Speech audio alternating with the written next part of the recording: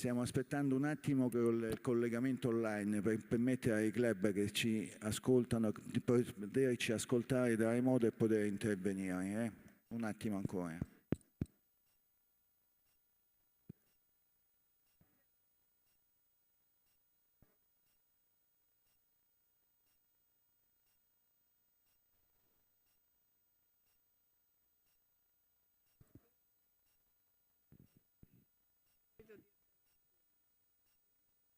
Uno ha capito che cosa rappresenta? Attenzione a chi alza la mano, sarà interrogato. Cercando di capire quanto riusciamo a osservare delle cose. Il tema sempre della nostra grande ricchezza. In tutte le nostre città abbiamo ricchezze, città e paesi, abbiamo ricchezze che non vediamo più, perché non abbiamo più la capacità di alzarci da questo cellulare e di vedere cosa c'è intorno a noi. Allora queste sale sono auliche, abbiamo un audio che non è perfetto, però abbiamo una storia che ci accompagna e che quindi ci dice andate avanti. Questa è la consegna dello Statuto Albertino e l'inizio di tutta la storia d'Italia. A proposito di storia d'Italia, ci siamo?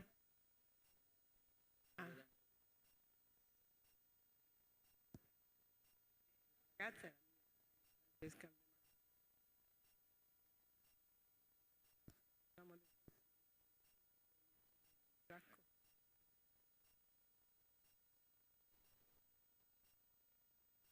sì, direi di sì. Io un minuto. Voi?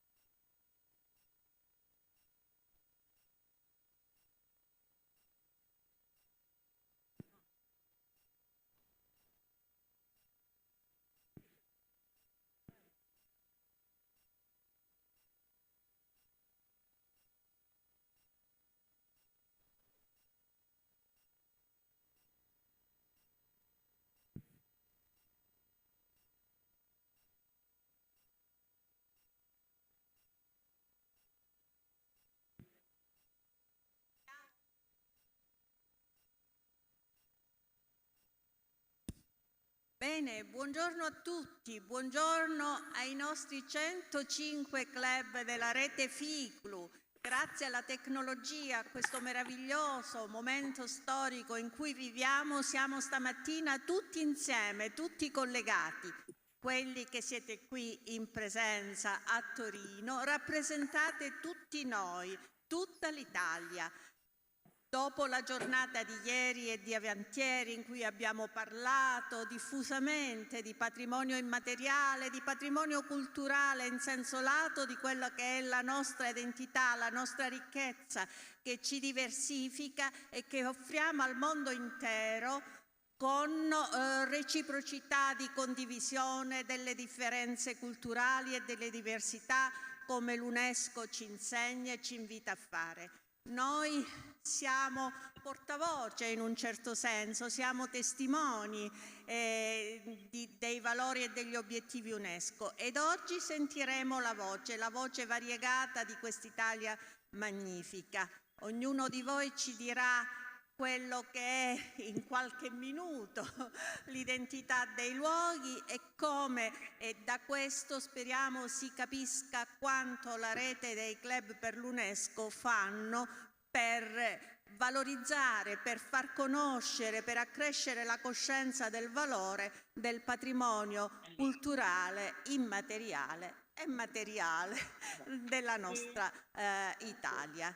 Grazie, i tempi sono strettissimi perché via via anche sul programma stampato si sono aggiunti altri interventi e quindi vorremmo sentirli davvero tutti, per cui i tempi saranno stretti e l'arduo compito di controllare i tempi e di tagliare io lo cedo molto volentieri al vicepresidente Mauro Macale, perché farà lui il cattivo. Va bene, grazie. Grazie, mi associo anche ai saluti a buongiorno della Presidente, vi saluto, benvenuti di nuovo, terza e ultima giornata del VTE. Vi porto i saluti dell'amministratore unico, dottor Marco Citerbo, che è l'organizzatore di questa manifestazione, che con quale noi siamo al terzo anno, abbiamo ripreso i lavori su un protocollo sottoscritto nel 2015 o giù di lì, insomma, del 2015. Siamo pronti per partire, faremo un discorso di work in progress, ci saranno dei cambi anche in corsa perché comunque, come diceva Teresa, oltre alla presenza abbiamo anche tanti club collegati da remoto, quindi ci sono dei tempi. Mi raccomando i tempi, abbiamo 5 minuti per ogni club. Purtroppo sarà un cerbero, non lo so Santina, ma deve essere così perché dobbiamo dare, giustamente come diceva poc'anzi Teresa, la voce a tutti i club. Però ritengo necessario e opportuno in questo momento passare la parola alla padrona di casa che ci ha ospitato e ci ha messo a disposizione, ha ospitato in senso lato, ha messo a disposizione tutta la splendida squadra che coordina a Torino con tutti i ragazzi che ci hanno permesso e che saluto e ringrazio per la calda accoglienza e la soddisfacente e l'eccellenza non soddisfacente attività che hanno fatto di assistenza. Lascio la parola alla professoressa Zario per un saluto e altre cose. Grazie, intanto grazie di essere ritornati e di essere presenti e grazie a tutti coloro che ci stanno ascoltando oggi. Ieri sera siamo tornati a casa e siamo stati accolti da un telegiornale che ci dava una notizia, la notizia della morte di Giorgio Napolitano. La maggior parte dei commenti ha sottolineato quanto quest'uomo fosse stato un atlantista e un fedele servitore non solo della Repubblica Italiana ma anche dell'Unione Europea.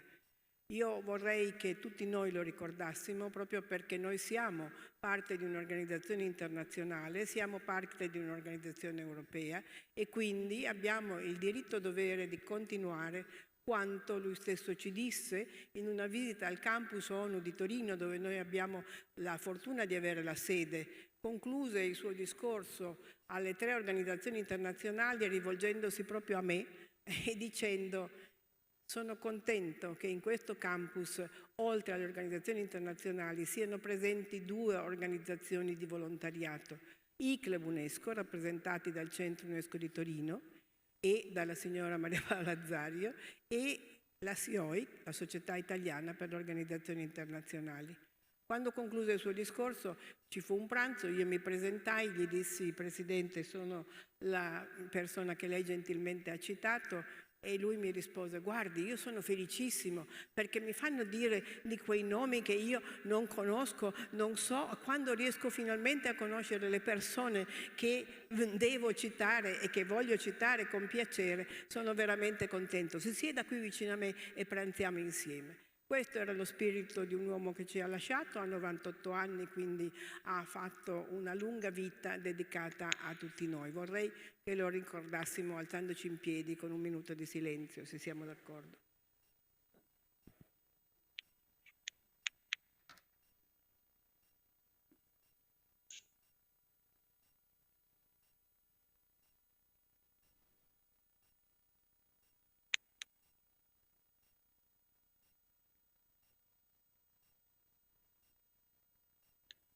Chi?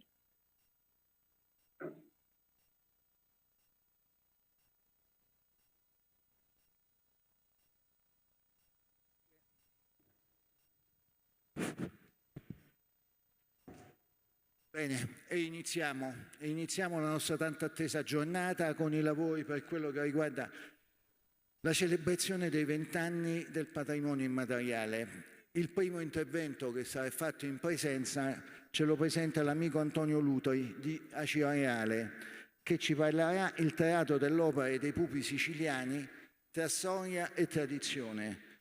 Ci sarà anche un video che trasmettono, 5 minuti messi a disposizione e sarò purtroppo costretto io a fare questo tipo di cose. Antonio, a te la parola. Vai. Grazie. Buona giornata a tutti voi. Porgo il saluto della Presidente del Club per l'UNESCO di Acireale, la professoressa Nellina Ardizzone, quello dei soci e quello mio personale. È per me motivo di orgoglio presentare il Teatro dell'Opera dei Pupi Siciliani, primo bene italiano iscritto nel patrimonio immateriale dell'UNESCO dal 2001 e poi dal 2008. Ha colte origini nella lontana età classica e si caratterizza per dare risalto nelle rappresentazioni a fatti ispirati sulla letteratura cavalleresca medievale, le chansons de geste, la chanson de Roland e i poemi italiani del Rinascimento, il Morgante del Pulci. L'Orlando innamorato di Matteo Maria Boiardo e l'Orlando furioso di Ludovico Ariosto. Due sono le principali scuole, la catanese portata avanti dalla famiglia Napoli e la scuola palermitana. I pupari sono gente di teatro e non solo cultori di una tradizione talora familiare, ma sono gli eredi ed i continuatori di una grande avventura artistica incantevole, scandita dal ritmo delle generazioni. È fatta di parole, movimenti, immagini e suoni, e le rappresentazioni teatrali sono ispirate ad eroiche imprese, storie di santi ed avvenimenti storici. Ad Acireale è visitabile il Teatro dell'Opera dei Pupi Mariano Pennisi, edificio scenico con annesso Museo dei Pupi. Uno dei soci che il Club per l'UNESCO di Acireale è onorato di avere è il maestro puparo acese Salvatore Pulvirenti, molto apprezzato nel mondo per le sue qualità tecniche ed artistiche di costruttore di pupi. Proprio in questi giorni ci piace ricordarlo, il 14 e il 15 di settembre 2023 è stato protagonista a Ginevra di un museo collezione a lui intitolato e costituito da ben 34 esemplari di pupi siciliani, tutti da lui costruiti artigianalmente. Una ricchezza da conservare, da diffondere, da vivacizzare, da valorizzare. L'arte va dunque intesa come passo essenziale verso un dialogo pacifico ed una mutua comprensione tra i popoli.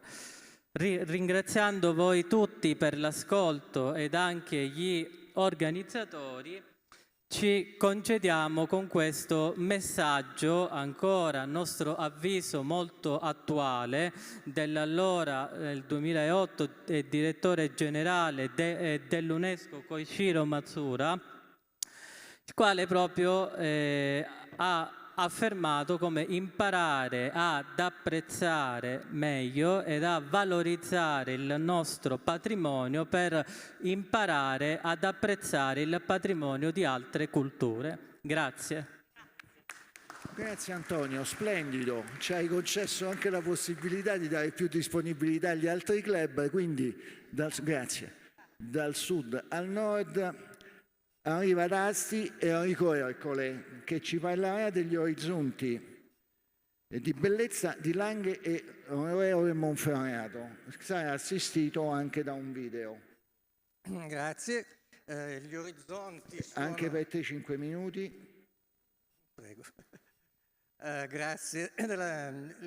Come dicevo, gli orizzonti di cui parliamo, abbiamo usato il termine orizzonte come sinonimo di paesaggio, e il paesaggio di cui parliamo è un paesaggio specifico, quello di Calosso. Calosso è un paese in provincia di Asti ai confini con la provincia di Cuneo, nella zona delle Langhe, per capirci, passa al confine delle province, subito sotto c'è Santo Stefano Belbo, che è già provincia di Cuneo e noto nel mondo per essere presente nei romanzi di Cesare Pavese.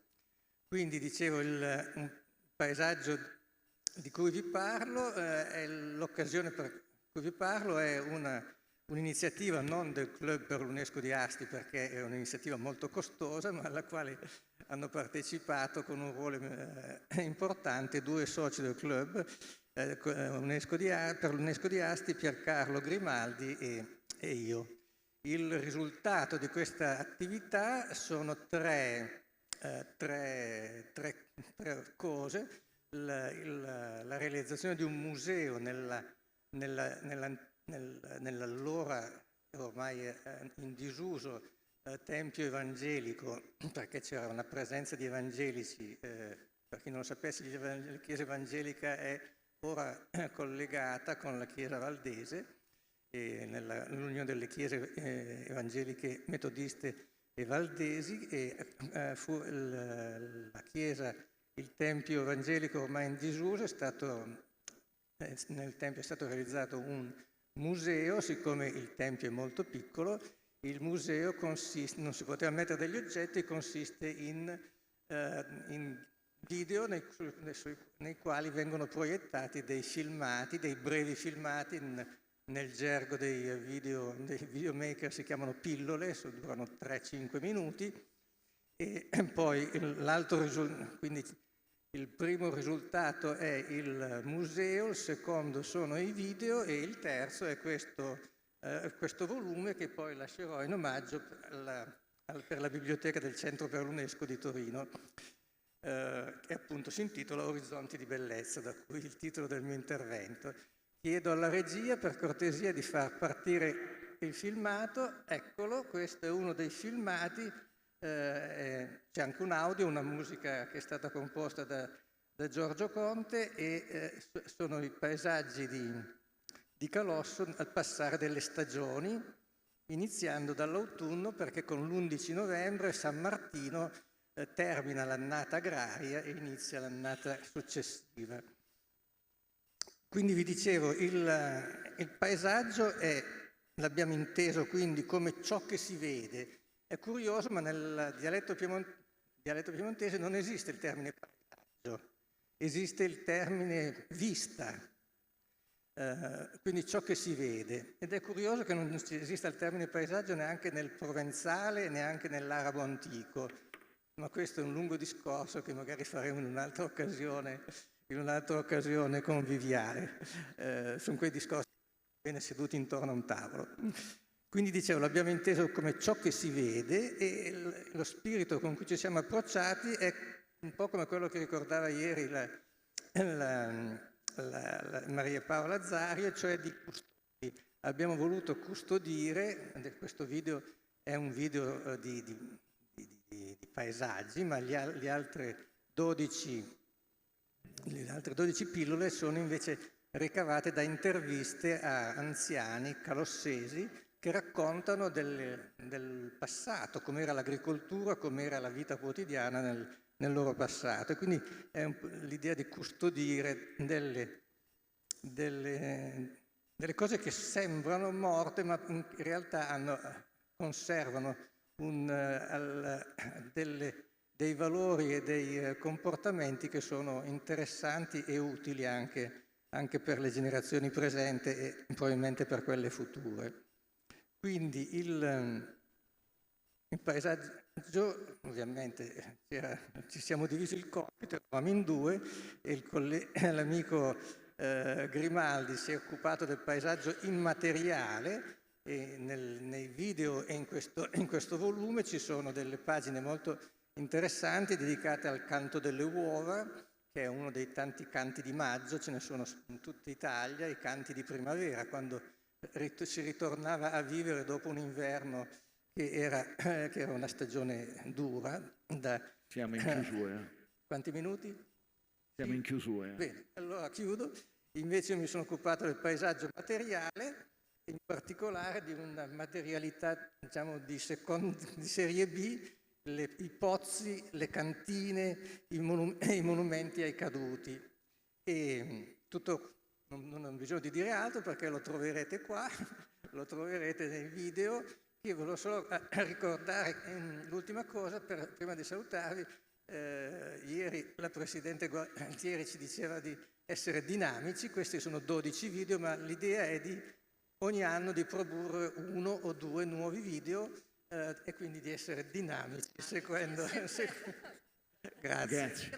Grazie veramente. Grazie. Orizzonti di bellezza ci apre ai sogni della bellezza sulla realtà. Grazie. Grazie Enrico.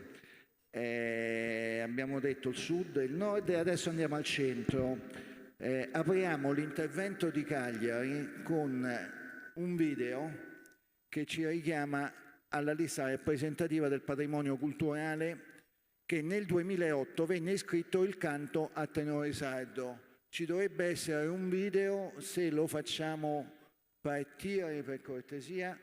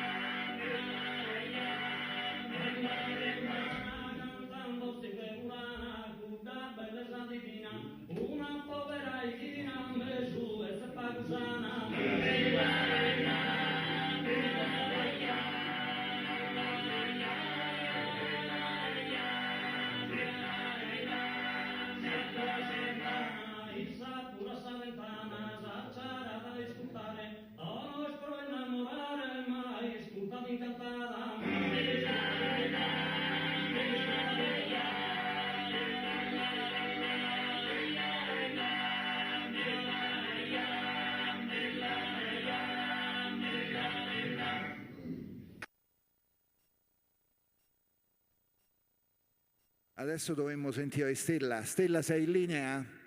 Sono in linea, mi senti? È tutto tuo. Posso condividere lo schermo? Sì? Ci sei? Ti vediamo? Sì, per condividere lo schermo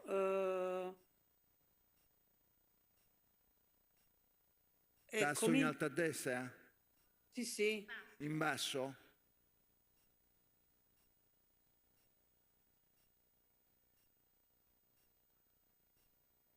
C'è in basso a destra il tasto per la condivisione dello schermo. Sì, l'ho cliccato.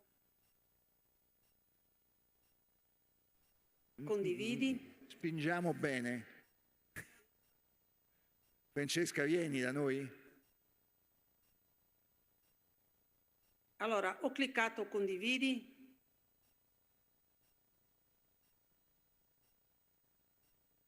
Grazie. E poi deve scegliere la finestra che vuole condividere. Dovrebbe uscirle una selezione di finestre da condividere sul suo desktop. Magari è nascosta. Trovato? Ce l'ho aperto. Si vede? Dalla regia si vede? No. Adesso riapro? Noi non vediamo Si niente. vede? No, non vediamo. Se no ce lo può raccontare a voce. Ve l'ho anche mandato, l'ho inviato alla posta del segretario. Ok, però noi oggi siamo fuori ufficio. Comunque vado a controllare. Sì.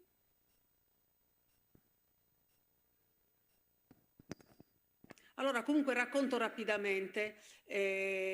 il canto a tenore sardo fra le più antiche tradizioni musicali del Mediterraneo. Siamo stati come club, per onorare il 20° anniversario della Convenzione UNESCO per la salvaguardia del patrimonio culturale materiale, abbiamo scelto di andare nel paese di Orgosolo, dove il canto a tenore, assieme anche a altri paesi, è molto sentito. Questo canto si è sviluppato nell'ambito della cultura pastorale della Sardegna. È una forma di canto polifonico eseguito da un gruppo di 4 uomini, come avete visto, che usano diverse voci. C'è il basso, si chiama basso, contra, voce, che vuol dire voce, e mesuvoche. Il basso, per esempio, ha un timbro profondo e gutturale, poi gli altri fanno il coro. C'è poi un solista che canta poesie, recita, canta poesie o anche pezzi attuali di storie attuali. È stato iscritto, come è stato detto, già nel 2008 e ci sono le notizie sulle origini del canto. Sono un po' vaghe queste notizie, però tutti sono d'accordo nel ritenere che sia una delle più antiche tradizioni canore e polifoniche dell'area del Mediterraneo e le si data intorno a 3.000 anni fa. Non si può vedere il video, ma c'è una bellissima foto del 1903 dei tenore a Nuoro.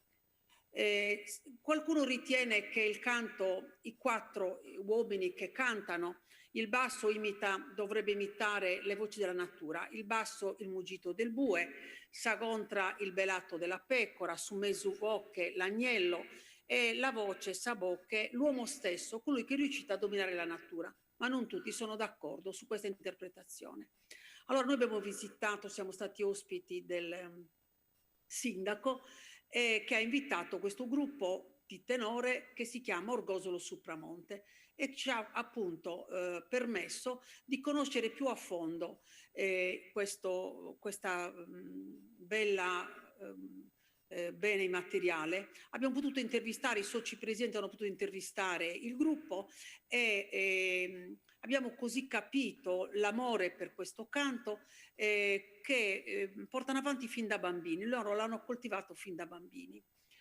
Ancora unisco il fatto che Orgosolo ci ha sorpreso molto, un paese molto particolare. Abbiamo trovato per esempio tutto il territorio con i muretti a secco, sappiamo che i muretti a secco sono sempre l'opera dei muretti a secco, bene immateriale. Abbiamo ancora ricordato che Orgosolo è il paese dei murales, anche i murales fanno parte della FICLU in azione. I murales sono particolari, a Orgosolo rappresentano lotte sociali. E concludo dicendo che i club per l'UNESCO, FICLU in azione, per la valorizzazione del patrimonio immateriale, in Orgosolo trovano proprio i murales, la Via della Seta, abbiamo visitato il museo, e Orgosolo è l'unico paese della Sardegna. Grazie. Sì, muretti a secco, la consumanza e l'apicoltura. Stella, ringrazio tutti. È finito il tempo. Se sì, chiudi. Non abbiamo capito. Sì, chiudo. Grazie. Passiamo il 7 di ottobre, come dicevamo ieri, siamo a Canarea, quindi anticipiamo questa incoming con Luisa Passeggia da Canarea, che dovrebbe essere online. Non mi sentite? Sì, ti sentiamo. Il video è tuo, quando vuoi puoi partire. 5 minuti da adesso. Certamente, io vi ringrazio. Purtroppo non riesco a trovare l'icona della condivisione dello schermo. E quindi per ovviare, ho mandato anche un messaggio, ma capisco bene che ci sono difficoltà, prima di tutto da parte mia sicuramente. Vi racconterò in breve che cosa consiste il patrimonio immateriale per quel che riguarda il nostro club a Carrara. Tra l'altro porto i saluti anche della nostra presidente Maria Grazia Passani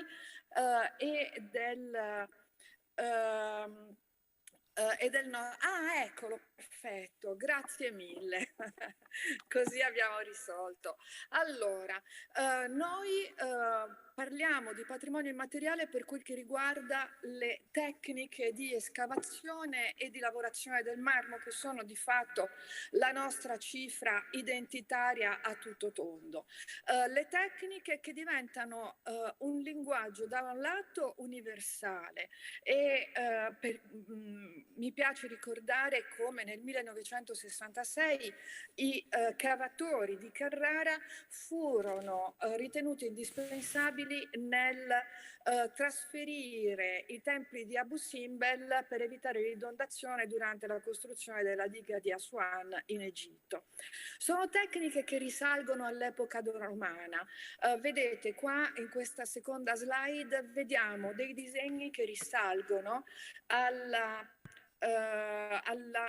agli anni napoleonici, quindi tra il 1810 e il 1813, realizzati da un pittore locale, Saverio Salvioni, che rappresentano il paesaggio delle cave e ciò che vi si trovava al suo interno. Vedete che alla vostra sinistra si trova una parete a strapiombo dove ci sono rappresentati 3 divinità romane che testimoniano la presenza concreta del passaggio dei Romani. Questa lapide è conservata adesso all'interno della nostra Accademia di Belle Arti di Carrara. Intorno, non si vede molto bene, ma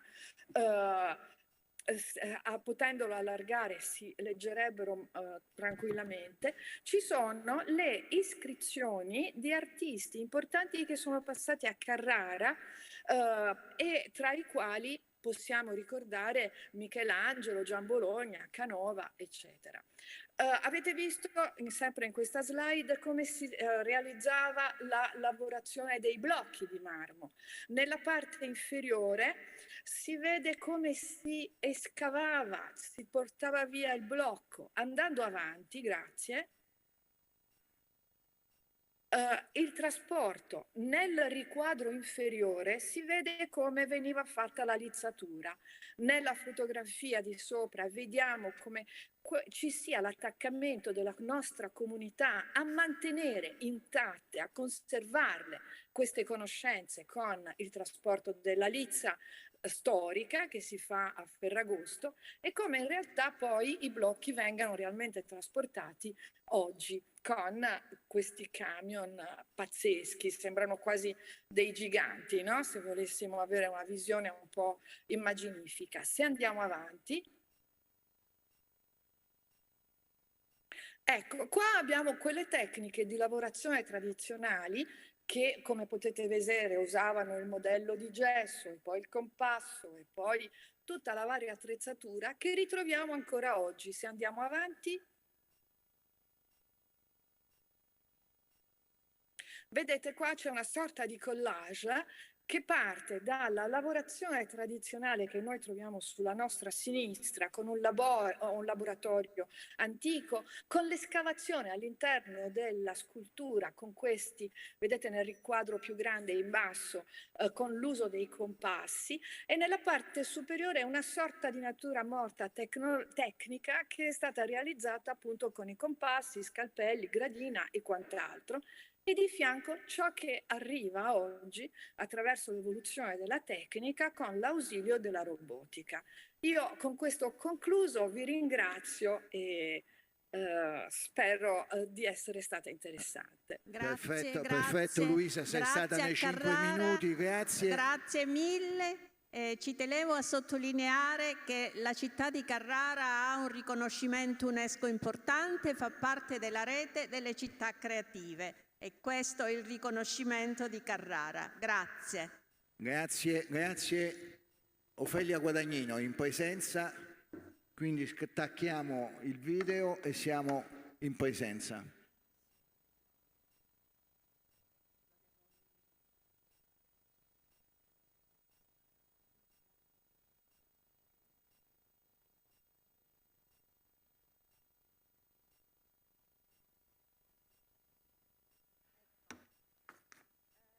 Il nostro club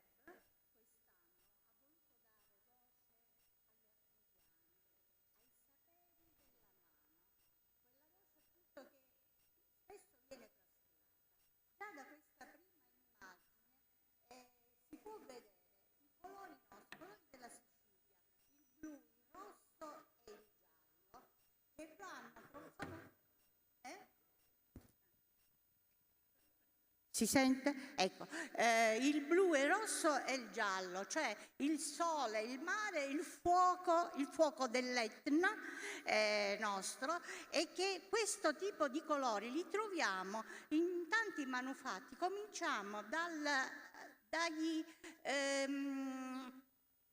templi greci di Agrigento, che non erano così di colore di arenaria, ma erano decorati con proprio variopinti, proprio con questi colori, da questi ai decori oggi su i frigoriferi SMEG, decori con il carretto siciliano. Infatti noi abbiamo voluto concretizzare questo lavoro degli artigiani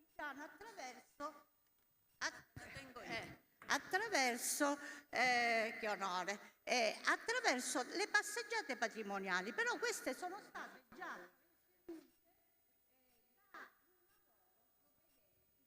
con vari incontri. Abbiamo cominciato già da qualche tempo, ecco, queste le passeggiate patrimoniali, che sono state 4, il lavoro degli artigiani nel Liberty, l'oro nero dell'Etna, la bottega del Puparo, appuntamento con tradizione e sapere, a spasso con la storia del carretto siciliano.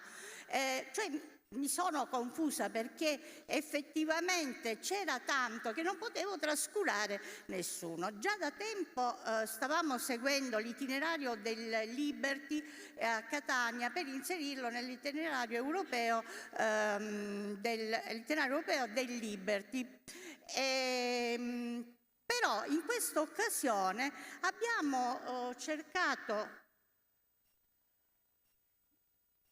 ecco, il lavoro degli artigiani nel Liberty, cioè noi vediamo la struttura, però non ci rendiamo conto che effettivamente la maggior parte del lavoro è fatto dall'artigiano, il decoro floreale, gli stucchi, i fabbri nel colpo di frusta delle inferriate. E appunto abbiamo organizzato una passeggiata per poter ammirare tutti questi il lavoro proprio artigianale.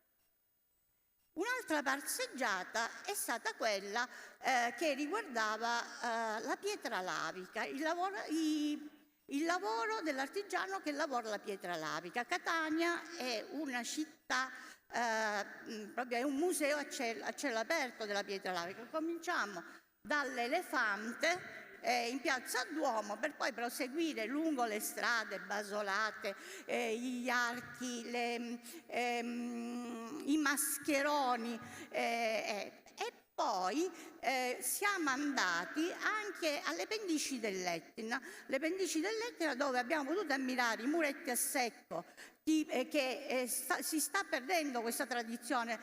Da noi sono gli albanesi a fare questi lavori.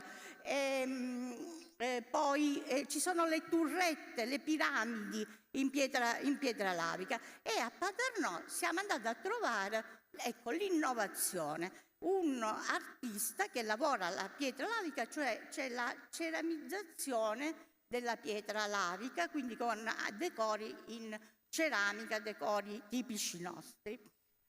Un'altra passeggiata è stata quella lì, noi abbiamo i pupari, la bottega del Puparo, i pupi siciliani, sappiamo che è patrimonio immateriale e non potevamo trascurarlo. Ma noi abbiamo a Catania i Fratelli Napoli, ma nella loro bottega, oltre a mostrare lo spettacolo, soprattutto fanno vedere come si intaglia, come si dipinge, quindi tutte le fasi della costruzione del pupo, ma già ne ha parlato il dottore Lutri. E in ultimo abbiamo una chicca, a spasso con la storia del carretto siciliano. Ad Aci Sant'Antonio, un paesino vicino Catania, è patria del carretto siciliano, e qui abbiamo incontrato un giovane pittore che tramanda la tradizione della pittura su carretto, una tradizione che io sconoscevo. Sì, vedevo il carretto, anzi per noi siciliani è quasi una cosa un po' kitsch. Invece, conoscendolo bene, abbiamo visto che c'è tutta una storia. La pittura da proteggere il carretto, poi c'è anche la rappresentazione religiosa, fatti delle novelle di Verga, abbiamo la cavalleria rusticana, le chanson de Roland, fino a fatti addirittura odierni. La conoscenza con questo giovane pittore che porta avanti la cultura del carretto siciliano, la pittura sul territorio, non solo sta valorizzando il territorio, ma lo sta valorizzando a livello nazionale e internazionale.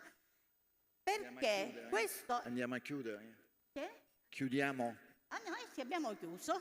Allora, lo stiamo candidando come al premio Award Europa Nostra, perché oltre a tramandare la tradizione sul territorio ha lavorato con Dolce & Gabbana per dipingere 5 dei 100 frigoriferi SMEG. Pensate che ogni frigorifero costa 36.000 euro, è un'opera d'arte, lavora per gli cinturini di orologi, per una casa di gioiellerie, cioè un ragazzo sconosciuto ma che sta portando la tradizione nel mondo. E infatti il ricavato del premio, che è notevole, speriamo,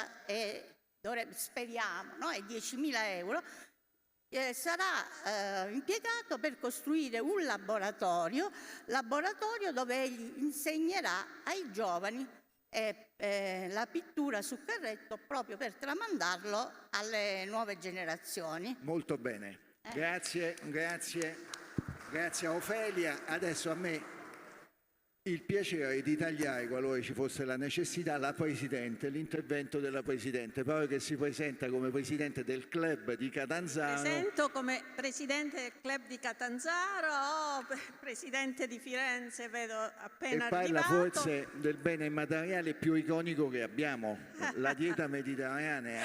Quindi, Presidente... questi pochi minuti li dedico a segnalare dei patrimoni culturali e identitari corali che io ritengo rappresentino veramente i patrimoni di tutte le comunità d'eredità dell'Italia e del mondo. Non vedo nulla, è partito sì. Ecco, inizio con un'immagine in onore di Patrizia Nardi, che ringrazio ancora per essere qui, un momento corale della mia città che sicuramente accomuna tutto il mondo, e sono i riti sacri. Queste sono le immagini della processione del Venerdì Santo, molto sentita a Catanzaro. Patrizia Nardi approfondisce questo argomento, quindi poi leggerete da lei. Io non mi dilungo, vi lancio solo i temi. E poi passiamo, io non vedo, ecco, dieta mediterranea, patrimonio immateriale che unisce tutti i popoli del Mediterraneo, ma come cibo e come convivialità e come stili di vita unisce donne e uomini di tutto il mondo con le loro specificità. Questo è un tema che come Club per l'UNESCO di Catanzaro abbiamo trattato sin dalla sua nascita. Siamo un club relativamente giovane e quasi subito abbiamo ospitato un evento nazionale con l'allora presidente Maria Luisa Stringa e tanti soci dai club d'Italia. Il tema dell'anno allora era il cibo, unite ai contenitori del cibo, quindi all'arte ceramica, che è un'altra identità importante per tutto il comprensorio di Catanzaro e non solo. Sono state delle giornate molto belle e interessanti, vedete alcune immagini. Abbiamo proseguito e proseguiamo sempre, ripeto, sul tema della ceramica. Queste sono immagini di locandine in cui abbiamo parlato della ceramica ampliandoci al territorio regionale della Calabria. E poi passiamo al cibo, altra identità che unisce tutto il mondo. A Catanzaro abbiamo il piatto tipico, il morsello. Troverete le notizie, non mi dilungo, sulla nostra pubblicazione ebook sulla Italia dolce e salata, e quindi questo era, come in tanti posti ormai, un cibo povero, un cibo che veniva cucinato dalla mattina presto, dalle 10 in poi. A Catanzaro c'erano tantissime botteghe perché gli operai che avevano iniziato da ore dopo ore di lavoro facevano la sosta e si rifocillavano col morsello. Ora naturalmente è un piatto tipico, come sempre avviene, per cui è una caratteristica importante. Vi aspetto tutti a Catanzaro per assaggiare il morsello.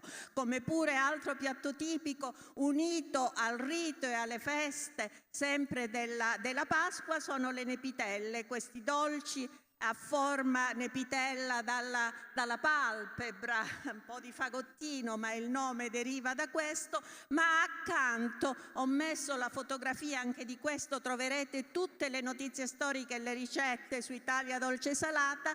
Ho messo l'immagine di 2 quaderni che sono la mia identità personale e culturale. Sono i quaderni delle ricette, uno di mia madre e uno di mia nonna, perché di volta in volta nelle famiglie ricopiavano i quaderni delle ricette perché si consumavano e quindi li ricopiavano, e abbiamo le diverse scritture. Sono per me un ricordo molto molto bello. E poi passiamo all'altra identità importante della città di Catanzaro, un'identità che l'ha resa celebre nei secoli passati. Nel Cinquecento era una delle città produttrici di seta più importanti del mondo. I setaioli di Catanzaro erano oltre 7.000, sono andate anche in Francia. Gli statuti sull'ordinamento della seta sono stati editi prima di quelli di Firenze, Vittorio Gasparini, noi ce ne vantiamo. Anche questo troverete tutto sull'ultima pubblicazione ebook Italia Dolce Salata. Il Club per l'UNESCO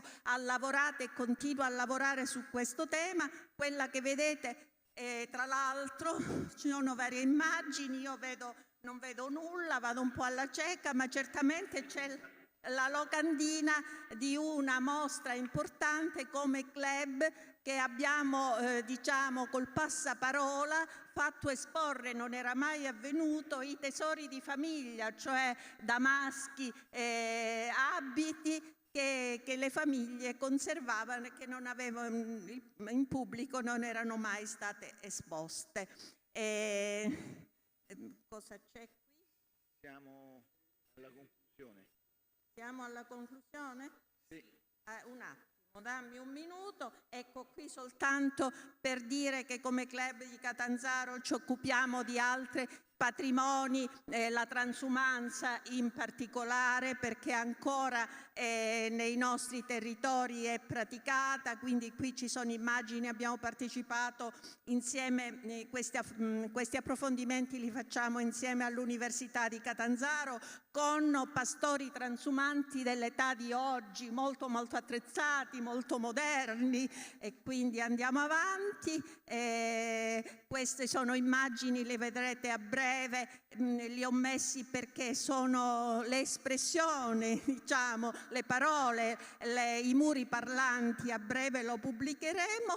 E concludo con un'immagine che ci richiama allo sport, perché lo sport, il calcio nel caso particolare, è un altro patrimonio culturale, è un altro sentire comune che unisce e raccoglie le comunità. In particolare ho messo questa immagine perché Catanzaro Calcio ha una storia che ha unito le comunità. Catanzaro è stata più volte in Serie A e quest'anno, dopo periodi nefasti, è tornata in Serie B, e questo ha emozionato un po' tutti, come emoziona tutte le città. Ma l'ho messa perché Domenica scorsa c'è stata la prima partita in casa, una partita con un risultato terribile, abbiamo perso per 5-0, noi 0 e il Parma 5. Bene, io lo guardavo dalla televisione, io non sono tifosa, non capisco niente di calcio, però guardavo lo stadio di Catanzaro e quando ho visto il pubblico di Catanzaro che ha applaudito il Parma, sempre nelle sue azioni brillanti, che ha applaudito i nostri calciatori che avevano perso 5-0 e quando poi ho letto i comunicati dell'allenatore di Parma che lodava questo pubblico, io mi sono sentita bene. Era lo sport per la pace, per stare insieme e nell'angoletto ho messo l'immagine di uno dei miei nipotini che vive all'estero, che quest'estate ha affascinato, ha voluto raccontato tutta la storia, ha voluto la maglia del Catanzaro. Ecco, Bene. questo è lo spirito con cui noi andiamo avanti. Grazie. Grazie Teresa di tutto quello che ci hai fatto vedere. Cuneo, Ferdinando Tempesti, passi sulle orme secolari di fede e cultura accompagnate da un museo diffuso.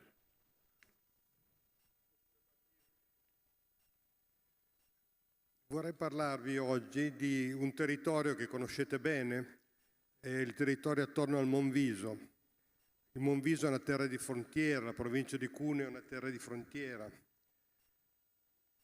percorsa da sentieri, da strade, che ha visto passare nei secoli pellegrini, artisti, eserciti. E questi hanno lasciato delle tracce culturali e delle tracce di fede, tanti piccoli gioielli che sono diffusi su tutto il territorio. Noi abbiamo voluto con questa iniziativa mettere in evidenza questi gioielli, farli conoscere al pubblico, al mondo, metterli in rete. Dopo come abbiamo creato delle videoguide per ogni soggetto, delle videoguide che hanno caratteristiche di essere molto sintetiche, pochi minuti, in 3 lingue, con alta qualità di video e di scrittura e che fossero fruibili facilmente. Dopo i primi esempi si è creato veramente un movimento di tanti attori che hanno contribuito alla realizzazione di videoguide di volta in volta, dal Rotary all'ATL, alla Fondazione Cassa di Risparmio di Fossano che l'ha preso in pieno, a comuni, il patrocinio dell'UNESCO che ha contribuito anche finanziariamente ad alcune guide, il FRAC del Rotary, la Regione Piemonte, la città di Cuneo.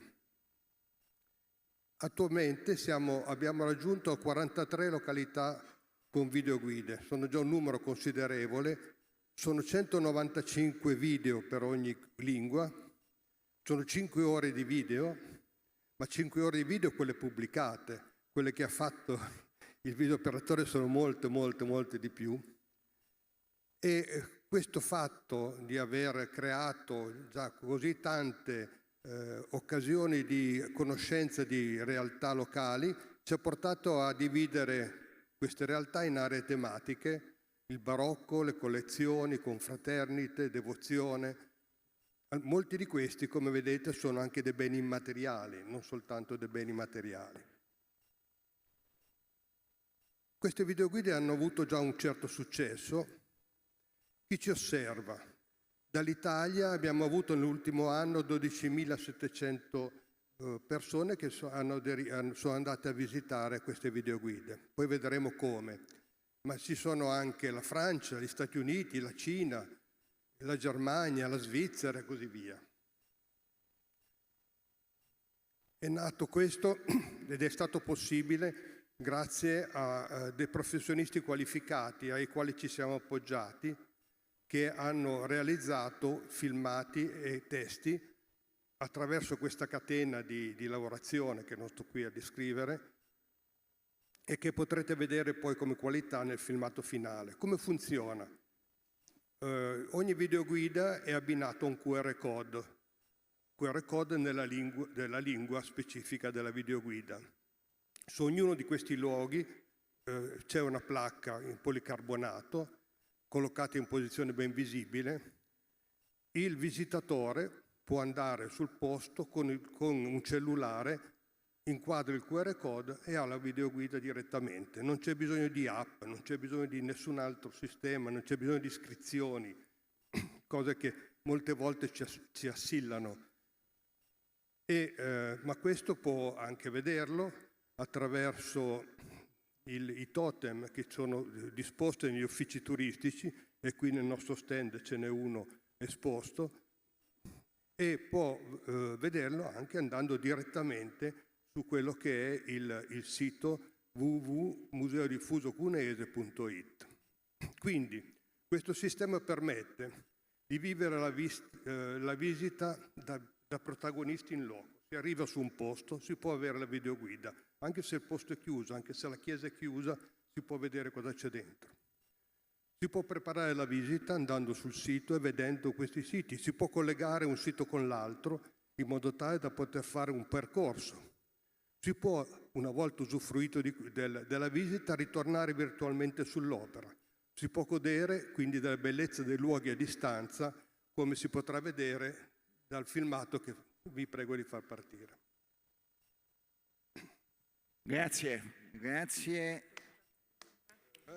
Di chi c'è il filmato? Ok, parte il filmato.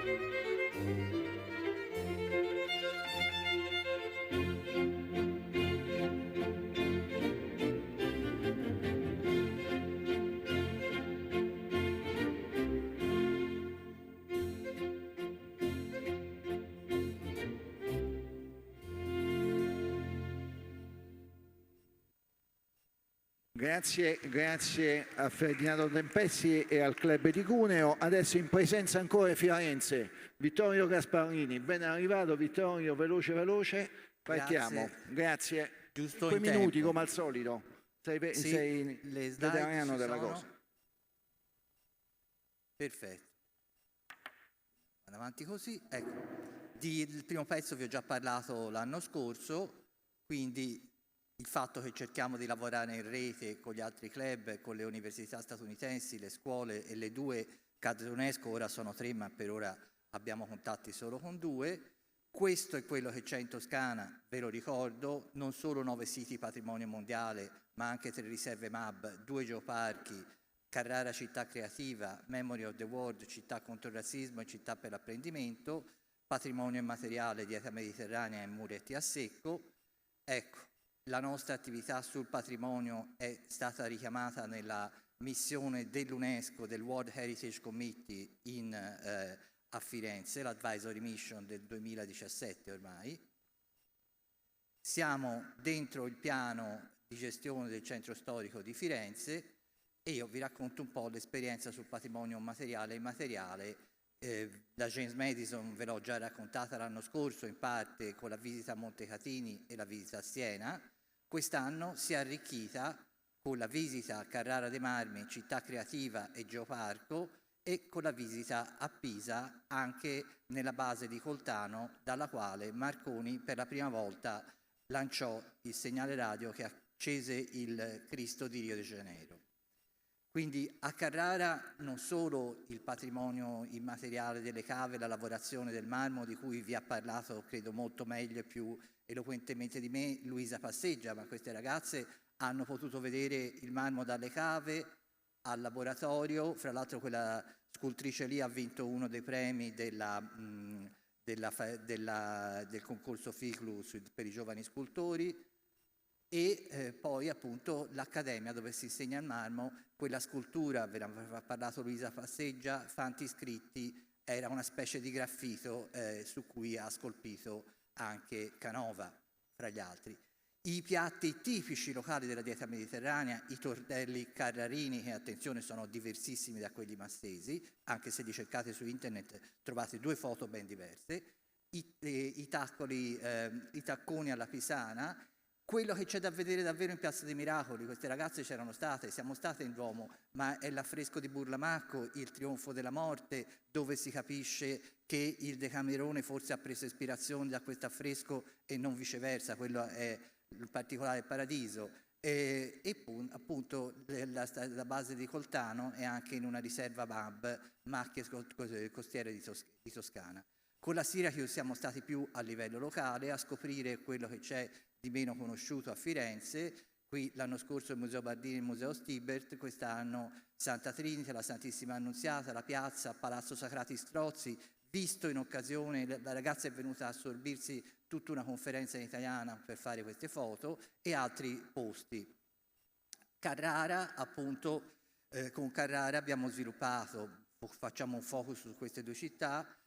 A proposito, cosa importante, a Pisa c'eravamo con il Club per l'UNESCO di Livorno e con un'associazione, Insieme per Pisa, che vuole ricostituire il Club per l'UNESCO per Pisa, quindi sta facendo delle attività UNESCO sul territorio, e la persona che era a tavola è l'assessore al turismo, che ha il mandato anche del piano di gestione.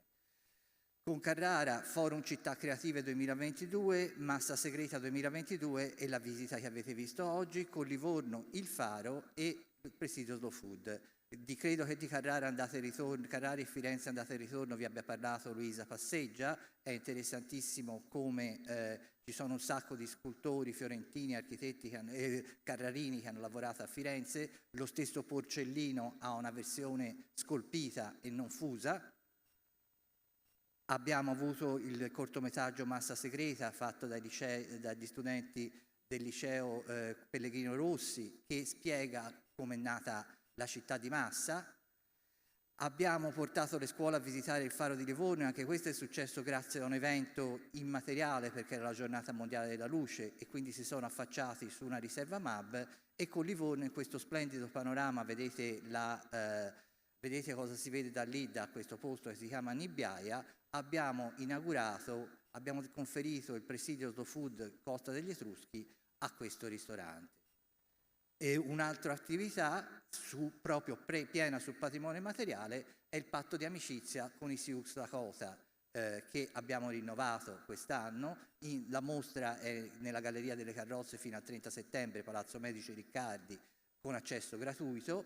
E stamattina, io non essendo Sant'Antonio c'è il mio vicepresidente, facciamo un'esperienza sulla Greenway. La Greenway è la strada verde che è citata nel piano di gestione Firenze Patrimonio Mondiale, e non è soltanto importante per questo, ma c'è anche il discorso della sostenibilità, del turismo lento, perché ci sono delle visite a piedi, della consapevolezza del territorio. Hanno ripristinato degli alveari a San Miniato, hanno messo degli apiari a San Miniato, e questo ha comportato un cambio completo di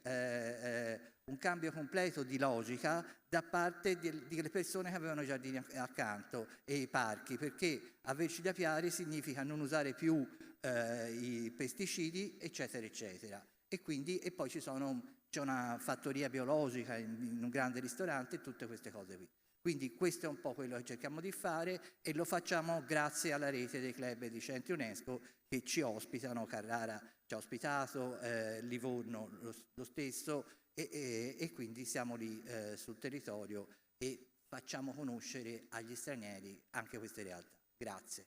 Grazie Vittorio, complimenti, sei stato nei tempi canonici proprio, io ho studiato senza bisogno di...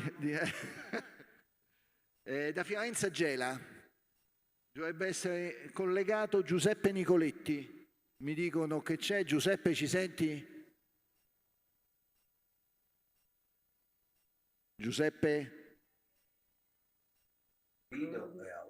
Peppe, Sì, ti sentiamo. Sì, buongiorno a tutti. Buongiorno a tutti. Tutto tuo. Sì, grazie. Allora, io intervengo per il Club per l'UNESCO di Gela, di cui sono presidente. Il mio intervento riguarderà, devo avviare delle slide un attimo. Ecco qua. Vediamo. Ma condividilo. Sì, un attimo solo. Sì.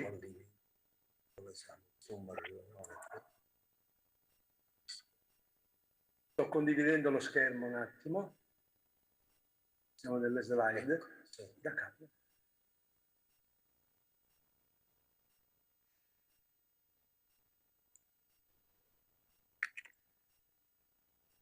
Allora, scusate. Sentite? Mi sentite?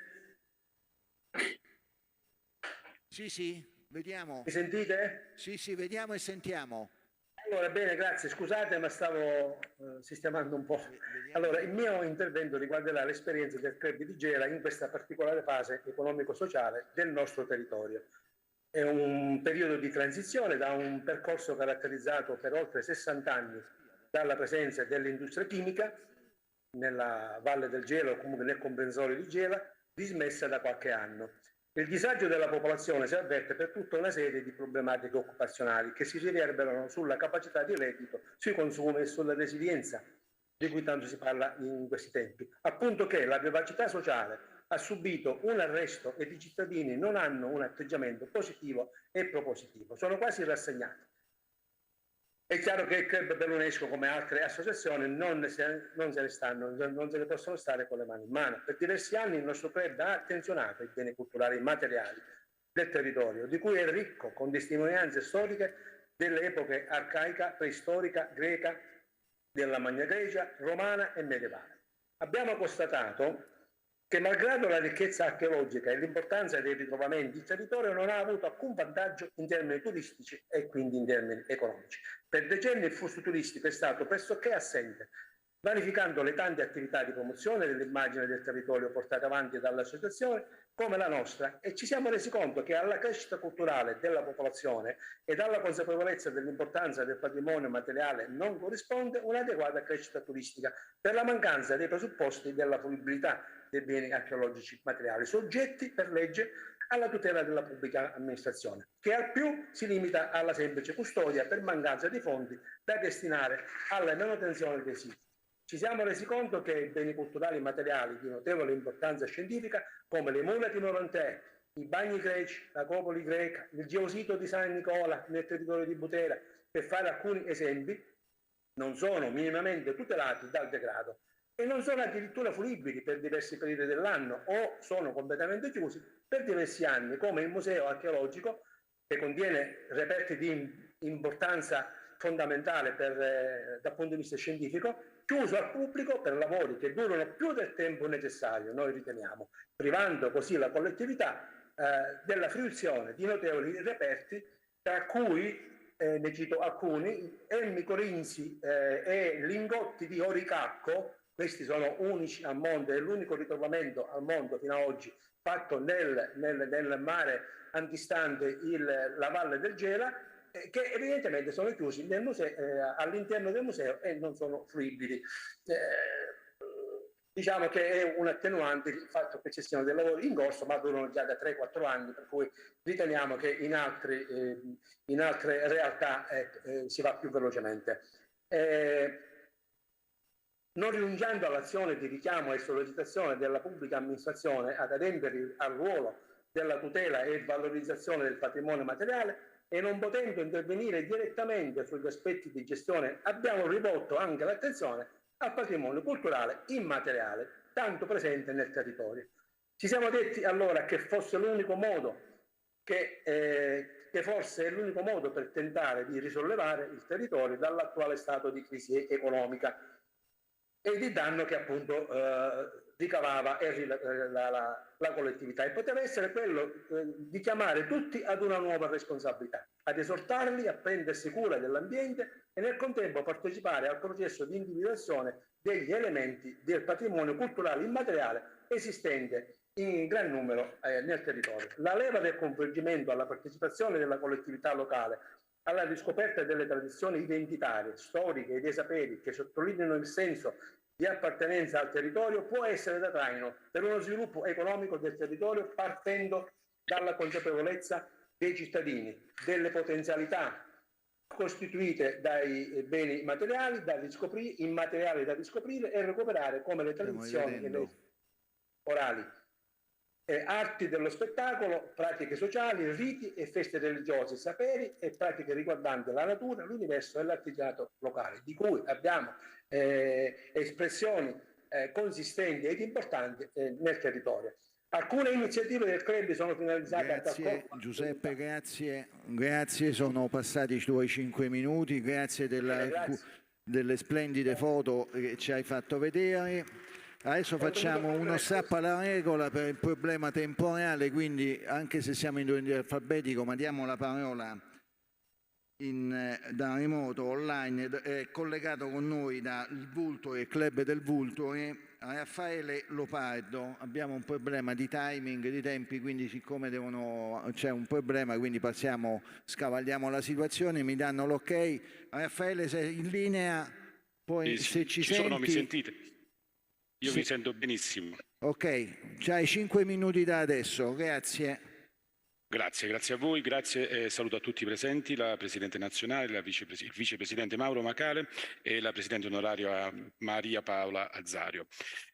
Allora, io porto l'esperienza che stiamo vivendo nel Vulture, un'area nord della Basilicata, dove con un gruppo scientifico che è all'interno del Club UNESCO per il Vulture, composto da me, che sono un biologo nutrizionista, un'altra socia dell'UNESCO, mia moglie, che è anche lei biologo e tecnologo alimentare, che è dottoressa Marino, Graziella, stiamo divulgando all'interno di comuni della Basilicata, soprattutto del Vulture, il concetto di dieta mediterranea legata al benessere, quindi un patrimonio materiale dell'UNESCO che ci appartiene culturalmente, essendo noi un'area meridionale della Basilicata, dell'Italia, e che però si sta distaccando culturalmente, concettualmente, anche nelle proprie abitudini alimentari da quello che è la dieta mediterranea. E allora noi, in un'opera di divulgazione scientifica, ma sicuramente molto molto legata a un concetto di fruibilità delle nostre conoscenze, stiamo convincendo che quelle che erano le vecchie buone abitudini erano anche abitudini sane che consentivano di restare legati al territorio, alla cultura del territorio, alle tradizioni del territorio e di avere anche una vita sicuramente molto più salubre e più vocata a quelle che possono essere gli annullamenti dei fattori di rischio che sono oggi presenti nelle cattive abitudini alimentari delle diete occidentali. Ecco, quindi con la Presidente Rossella Centrone, che ha egregiamente organizzato le nostre tavole rotonde, chiamiamolo così, i nostri momenti di dialogo e ascolto con i vari comuni dell'area del Vulture, per questo la ringrazio, stiamo portando avanti questo concetto semplicissimo, cioè riagganciarsi alle nostre tradizioni collegate alla dieta mediterranea per fare in modo che ci siano corretti stili di vita, e questo è il nome del nostro gruppo scientifico. Tra l'altro facciamo vedere, spieghiamo studi epidemiologici, quindi parole complicate in questo contesto post-pandemico, magari possono essere anche parole che un po' spaventano, ma che in realtà sono articoli scientifici che dimostrano come da quando è stata codificata da questo medico americano la dieta mediterranea ad oggi non ci sono assolutamente controindicazioni, ma sono semplicemente solo conferme di quanto possa essere utile al benessere la nostra tradizione alimentare. Tutto qui, riscoperta del territorio, prodotti del territorio, cultura del territorio, vivere bene assieme, convivialità e benessere, quello che stiamo nel nostro piccolo cercando di trasmettere ai comuni della nostra area. Io credo di aver terminato. Mi sono mantenuto anche sotto i 5 minuti. Grazie Raffaele, sia io che Maria Paola ti salutiamo, ci vedremo successivamente su questi schermi. Ritorniamo al programma. Ma anche Teresa Gualtieri saluto. Grazie. Ritorniamo al nostro programma e online dovrebbe essere collegato il club di Isili, Simona Pani. Sì, buongiorno anche nostro club. Io sono Davide Marras, il presidente, naturalmente porto solo il mio saluto a tutti i partecipanti e ringrazio naturalmente per questa occasione. Cedo subito la parola alla nostra socia, alla nostra giovane socia, dottoressa Simona Pani, e forse chiedo anche alla regia di verificare la gestione della possibilità di condividere lo schermo. Simona, ci sei? Sì, ci sono. Buongiorno a tutti. Ok. Quando volete. Ok, sì, dovrei condividere la mia presentazione, ma finché non viene interrotta quella dell'altro non mi è possibile. Ci siamo? Sì, sì. Allora, eccola lì. Noi siamo pronti. Ok, perfetto. Buongiorno a tutti. Il mio contributo riguarda la transumanza che ha interessato il nostro territorio, quello del Sarcidano e della Barbagia di Seulo. Per transumanza si intende appunto il trasferimento degli animali dalle zone di montagna, nel caso della Sardegna, la Barbagia, alle zone di pianura, quindi il Campidano. Questo per trascorrervi l'inverno, per poi essere appunto riportati nelle zone di montagna durante l'estate per il pascolo estivo. I pastori seguivano una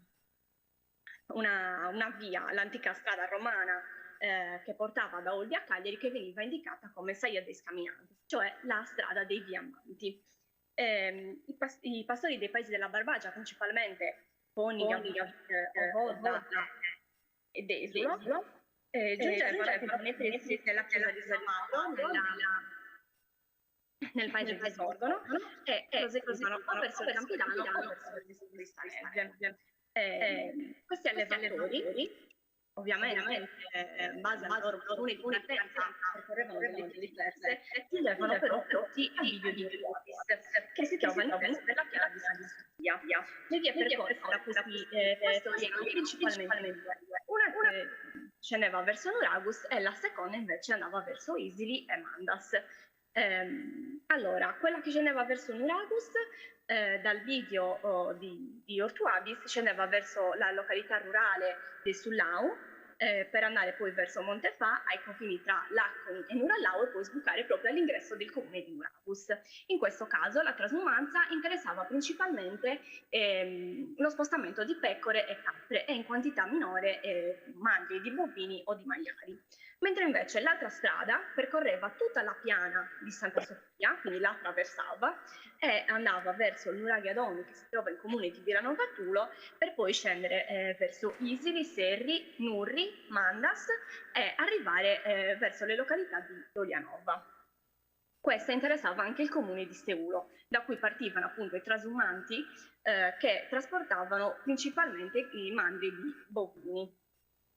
Questi percorsi duravano fino a 6 giorni ininterrotti e le località del nostro territorio, quindi del Sarcidano, come Lacuni, Varumini, Nuragus, Isili, tutti gli altri comuni interessati, erano delle vere e proprie soste per questi viandanti, per i pastori, in cui loro si potevano riposare, potevano far riposare anche le greggi. Durante l'estate queste località diventavano anche sosta per la mungitura. Durante la transumanza c'erano dei ruoli ben precisi. Il primo fra tutti è il ruolo che assumeva il cavallo, che nonostante sia da sempre sia stato per lungo tempo un mezzo di trasporto tra i più veloci, durante la transumanza non veniva mai montato dall'uomo, ma veniva utilizzato semplicemente per il trasporto di cibi, vivande o in casi particolari nelle grandi bisacce di lenili appena nati, che non potevano appunto ancora sostenere un viaggio così lungo. Ma il ruolo più importante era quello dei stutoccadori, cioè colui che guidava il gregge insieme agli arieti stessi, che guidavano appunto il gregge o le mandrie, se era un caso nel caso delle mandrie delle vacche. Per quanto riguarda il ruolo del nostro territorio, quindi del mio comune di appartenenza di Nuragus, ma di tutto il territorio di tutto il Sarcidano, questo era un ruolo molto importante, fungevano un ruolo molto importante. Allora, Nuragus in particolar modo era il primo centro abitato in cui i pastori potevano fermarsi per riposarsi e per far riposare le greggi. Ma per quanto riguarda non solo Nuragos ma tutto il territorio, assumevano un ruolo particolare da un punto di vista sociale e culturale. Questo perché? Perché durante la transumanza le persone che giungevano nei comuni e venivano ospitate intraprendevano dei rapporti di amicizia che durano tuttora nel tempo o in casi particolari decidevano di fermarsi e trasferirsi a vivere per tutto l'anno in questi comuni. Quindi in conclusione possiamo dire che il ruolo della transumanza non era solo un ruolo fisico e biologico utile alle greggi, ma ha assunto proprio un ruolo sociale, culturale e talvolta anche economico per il nostro territorio, che ha portato anche a una commistione di culture, a un'influenza nella lingua delle nostre zone, quindi anche influenze nel sardo stesso e appunto, come detto prima, ha dei rapporti di amicizia tuttora duraturi. Concludo con questo. Grazie Simona. Grazie Simona, molto interessante anche approfondire gli argomenti che naturalmente meritano una ricerca ulteriore che porteremo avanti insieme ai club di Cagliari e di Baunei. Grazie a tutti, allora buon lavoro. Grazie Presidente di Isili, grazie Simona, complimenti per il tempo. La parola al Club di Lamora, Rossana Boglietti in presenza, la Langa, terra di patrimonio materiale e immateriale. Grazie Rossana. Sì, se può partire il... Grazie. Intanto saluto tutti quelli che sono qui e quelli che sono collegati. Allora, il Club dell'UNESCO di La Morra nasce nel 2011-2012 sulla scia dell'interesse per l'ambiente suscitato dalla candidatura dei paesaggi vitivinicoli del Piemonte, Langhero e Monferrato. Con alcuni fondatori ci prodigammo allora a predisporre un dossier che era a supporto della richiesta di reintegro nella core zone delle zone di Lamora che erano state escluse nel 2009 e quindi andammo casa per casa praticamente a convincere le persone scettiche sull'opportunità di diventare un sito UNESCO e raccogliemmo anche le firme per una petizione popolare che ebbe il plauso dei funzionari regionali ma che poi invece non venne accolta nel dossier della candidatura. Poi nel 2011 la richiesta della candidatura non andò a buon fine in Russia, a Mosca, e qui all'occasione mi ricordo che il dottor Giacomo Dero, il papà della professoressa Cristina che ha parlato ieri pomeriggio, di fronte all'insuccesso sia della nostra petizione popolare e sia anche della candidatura, ci disse: proponiamo allora la candidatura del tartufo a patrimonio immateriale. Noi ci stupimmo della sua forza d'animo, anche perché era un uomo del 1996, e imparammo a perseverare.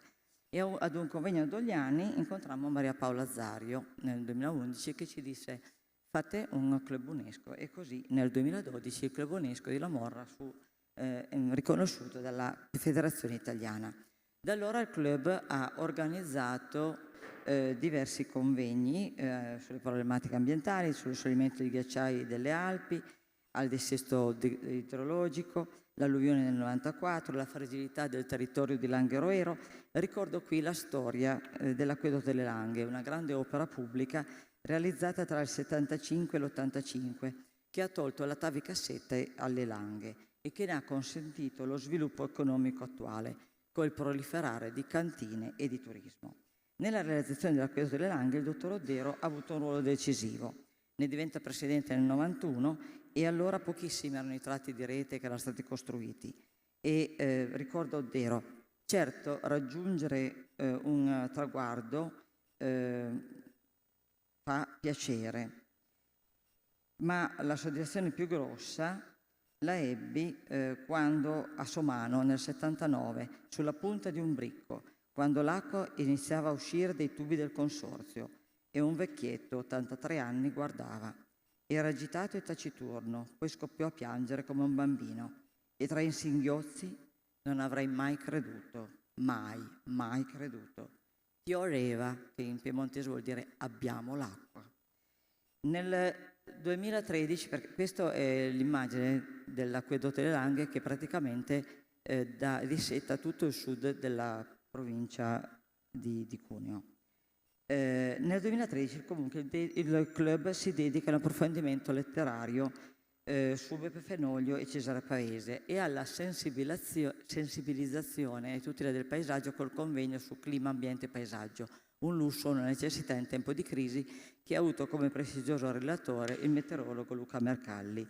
Possiamo dire che qui anticipammo i tempi, perché purtroppo le preoccupanti prospettive espresse da Mercalli in quel convegno si stanno realizzando 10 anni dopo in tutta la concretezza e le tocchiamo con mano. Se confrontiamo una immagine delle Langhe, praticamente la stessa visuale di Piazza Castello di qualche anno fa, e di aprile 2023, ci rendiamo conto di quanto la terra fosse assetata. E perché le scorte di acqua in profondità non ci sono più, nevica poco e l'emergenza siccità è di nuovo dietro l'angolo. E di siccità abbiamo parlato anche quest'anno con i bambini a proposito del percorso formativo del Club UNESCO di Torino, in cui dopo aver parlato dei siti del Piemonte abbiamo parlato di siccità, dell'emergenza urgente. E allora questo disegno di cui ho parlato ieri, in cui mi è piaciuto l'idea di di scrivere le parole che esprimono quanto oggi abbiamo nelle Langhe e che potremmo non avere più. E poi ci sono altri disegni che faccio vedere, scorrere velocemente, sempre relativi a questo problema, fate dei bambini. E adesso, se ci riesco in tempo, leggo soltanto due poesie che hanno scritto. La siccità. La siccità sta peggiorando ed il mondo sta cambiando. L'acqua manca e sui monti non c'è più neve che imbianca. Il pianeta dobbiamo salvare, la siccità dobbiamo evitare. Ecco come aiutare. Da non sprecare c'è la plastica che sembra fantastica, ma agli occhi della terra è una vera e propria guerra. La vasca da bagno è da dimenticare, da oggi solo la doccia è da usare. Il rubinetto aperto per lavare i denti ricorda che si può chiudere con degli allungamenti. Per le piante da abbeverare c'è l'acqua della pasta che si deve riutilizzare. Gli sprechi non li facciamo perché da oggi ci impegniamo. E un'altra. Tutti sappiamo che in questo momento nei nostri luoghi il paesaggio è spento. Il verde delle piante con grandi foglie lascia spazio a radure spoglie. L'acqua cristallina di fiumi e torrenti lascia spazio ad animali morenti. Le lumache nella pioggia contente lasciano spazio al sole ardente. Come risolvere questa brutta situazione? Ci vuole più presto una soluzione. Qualcosa di ecologico e naturale che l'ambiente non può far male. Ad esempio, risparmia l'acqua quando fai la doccia, non ne sprecare neanche una goccia. Con tanti ma piccoli sacrifici, la terra ne trarrà molti benefici.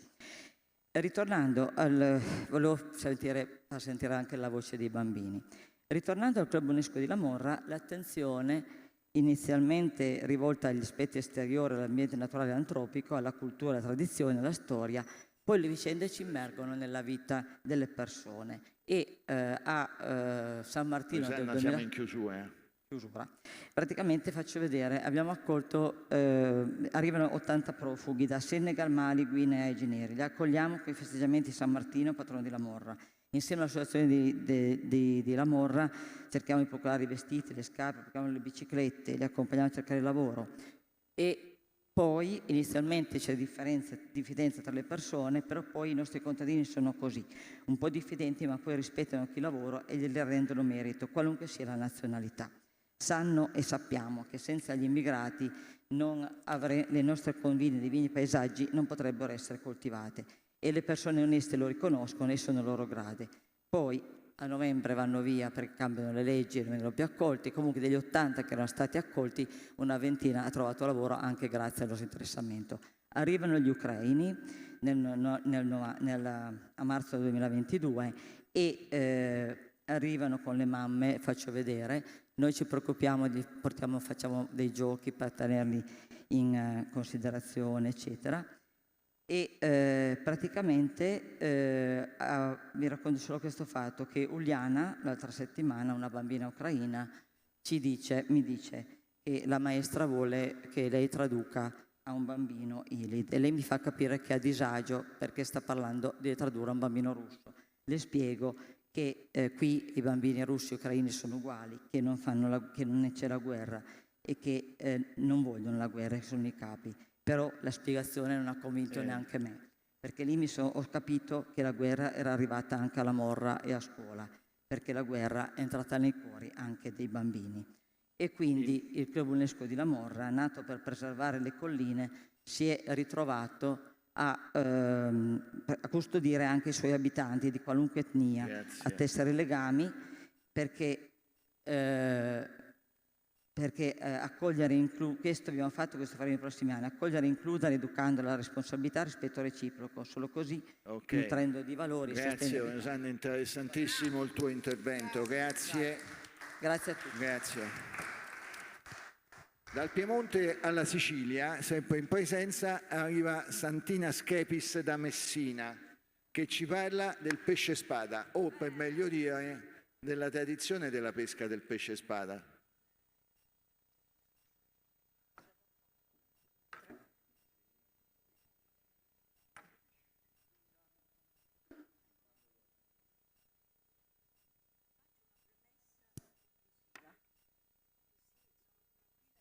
Concludo. Allora, l'UNESCO ha tra i suoi obiettivi prioritari l'attuazione di misure atte a favorire la trasmissione del patrimonio culturale e immateriale fra le generazioni. Per questo, nel 2003, ha adottato la Convenzione per la salvaguardia del patrimonio culturale e immateriale, poi ratificata nel 2007. Nella quale è prevista una serie di procedure per l'identificazione, la documentazione, la preservazione, la protezione, la promozione e la valorizzazione del bene culturale e immateriale. E qui entriamo noi. Nel momento che l'elemento candidabile per cui la iscrizione è criterio fondamentale, non il valore universale, bensì la rappresentatività della diversità e della creatività umana, deve possedere quindi delle caratteristiche rappresentative e diciamo che forse anche noi ci entreremo in tutto questo. Abbiamo già fatto domande alla Commissione nazionale, abbiamo già riferito alla Federazione durante l'Assemblea a Reggio Calabria, abbiamo già avuto una prima risposta, sappiamo che ce ne sarà naturalmente un'altra per completamento della richiesta. Quindi ci siamo impegnati per realizzare questo nostro sogno, cioè salvaguardare la pesca del pesce spada e i borghi che sono presenti lungo tutta la riviera dove si attua questa pesca. Quindi tutto ciò perché vogliamo trasmetterlo alle generazioni future, salvaguardarlo oggi, curarlo, coltivarlo amorevolmente per poterlo trasmettere alle generazioni future. E quindi questa domanda che abbiamo fatto, questa richiesta della pesca del pesce spada, che è da vedere. Io ho già qui un elenco di tutto quello, di come, da quando, tanti secoli fa, avanti Cristo, questa pesca è stata attuata. Potrei raccontarli, ma voglio stare nei 5 minuti per evitare di non farcela a concludere questo discorso sui borghi, perché mentre la pesca del pesce spada veramente è da vedere, potete continuare nel mese di nel mese di ottobre che verrà, a scendere giù in Sicilia, in Calabria, per vedere dal vivo come tutto questo avviene, per avere quelle emozioni veramente che viene fuori da questo lavoro professionale, artigianale di queste persone. Quindi mi interessa adesso, inizialmente per evitare di non farcela, di parlarvi dei borghi, cioè di questi luoghi, chiamati borghi, che sono lungo questa costa che va dalla fine del centro della città di Messina di un tempo, oggi è una città metropolitana, quindi i confini sono stati ampliati, non esistono. Questi borghi erano i borghi chiamati dei pescatori. Ci sono ancora oggi le case dei pescatori, alcune certo trasformate in un certo modo e anche lì dobbiamo cominciare a fermarli, oppure sotto la stessa strada a livello proprio di grotte, dove loro posavano poi gli strumenti della pesca, tutti gli attrezzi e si rifugiavano. E quali sono? Come si chiamano? Dove sono? Sono lungo la costa e si chiamano lungo la via consolare Pompea. Il primo villaggio è Paradiso. Questa via consolare Pompea fu sede di templi pagani in epoca greca, è il tempio di Diana di Casale, ed è ancora diciamo esistente, è il tempio di Nettuno, nella zona che però arriva ai laghi di Ganzirri. Questo è Paradiso, il primo borgo che appare. Là per noi è come un'icona, c'è un'icona perché noi abbiamo la poetessa Maria Costa, che è stata inserita come materiale vivente della poesia, che proprio tratta la vita del pescatore, la pesca del pesce spada. C'è ancora questa casa che è diventata un piccolo museo. Il nome di Paradiso, quindi, invece, quello era Paradiso, no, ho sbagliato, scusate, Paradiso ne abbiamo parlato, ovvero di contemplazione. Successivamente questo borgo, proseguendo sulla strada che porta verso Palermo, molto più distante, c'è quest'altro borgo, Contemplazione. È una continuità anche questo di case in gran parte conservate e di aspetto ottocentesco, quindi un borgo da poter ancora ristrutturare, valutare e apprezzare. C'è una chiesa, una chiesetta della Madonna di Contemplazione, che ha una caratteristica particolare, è proprio sulla curva della strada ed è rotonda. Cioè il suo aspetto è come se fosse soltanto una parte posteriore di un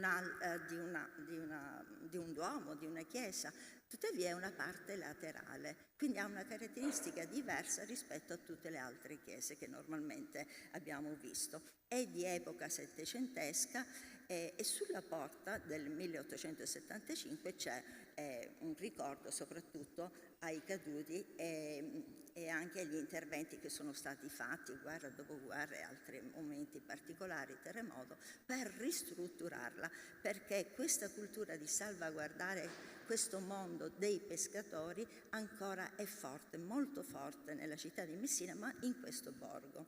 Poi, proseguendo, in macchina ormai, perché prima ci si incamminava lungo la strada sabbiosa, perché è diciamo adiacente alla spiaggia.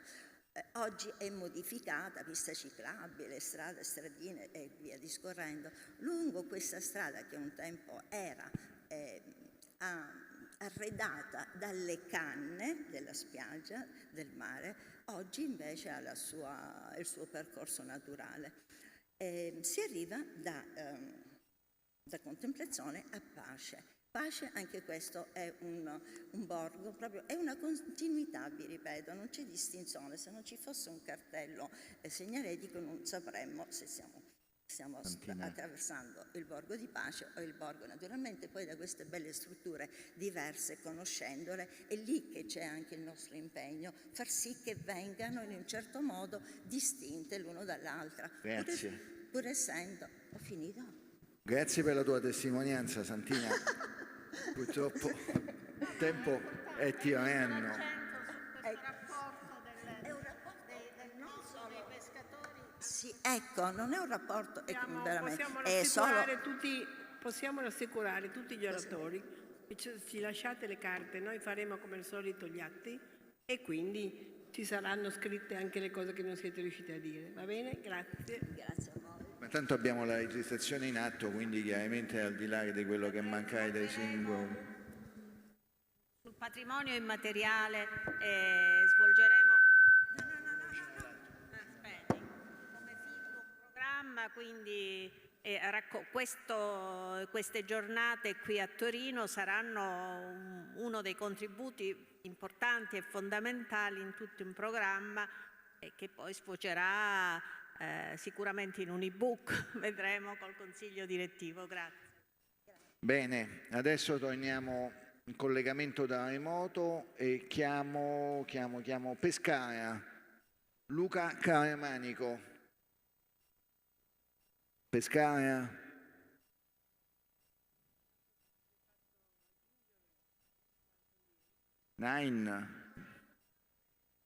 Non c'è. Andiamo avanti, recupereremo successivamente, saltiamo, andiamo a 15, chiamiamo Taormina da remoto, Concetta Pressipino.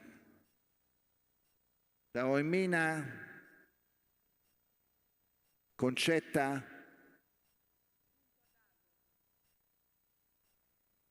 15. C'è? Siamo qua. Scusate. Ecco, ciao Concetta, ci sei? Buongiorno Vilma Ecco, ti vediamo. Del club, sì, del club di Taormina, Val d'Alcantara e Val d'Acro.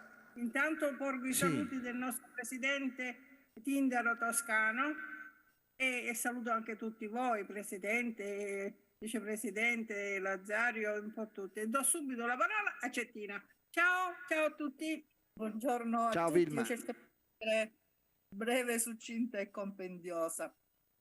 Non so se è possibile inviare, ecco, le immagini. Sì, mille. Vediamo. Allora, è condiviso. Allora, il termine ricamo appunto ad ago è un termine molto generico che si riferisce ad una vasta gamma di ricami e merletti realizzati su una base di tessuto, per la cui realizzazione si utilizza l'ago come strumento di esecuzione. Tra le varianti più note possiamo notare il redicello antico. Esistono anche testimonianze certe che questo ricamo di origini arabe esistesse già a Venezia intorno al 1542, da dove si presuppone che si sia diffuso in tutta Italia. È vero anche però che la dominazione araba iniziò in Sicilia intorno al 600 e si concluse nel 902 con l'occupazione di Taormina. Non esistono, diciamo, documentazioni certe, però questo ricamo praticamente era già esistente in Sicilia insieme alla baghicoltura e c'erano moltissime filande, la tessitura e il ricamo erano una delle arti dominanti. Allora, il redicello antico si eseguiva rigorosamente sul tessuto, opportunamente sfilato.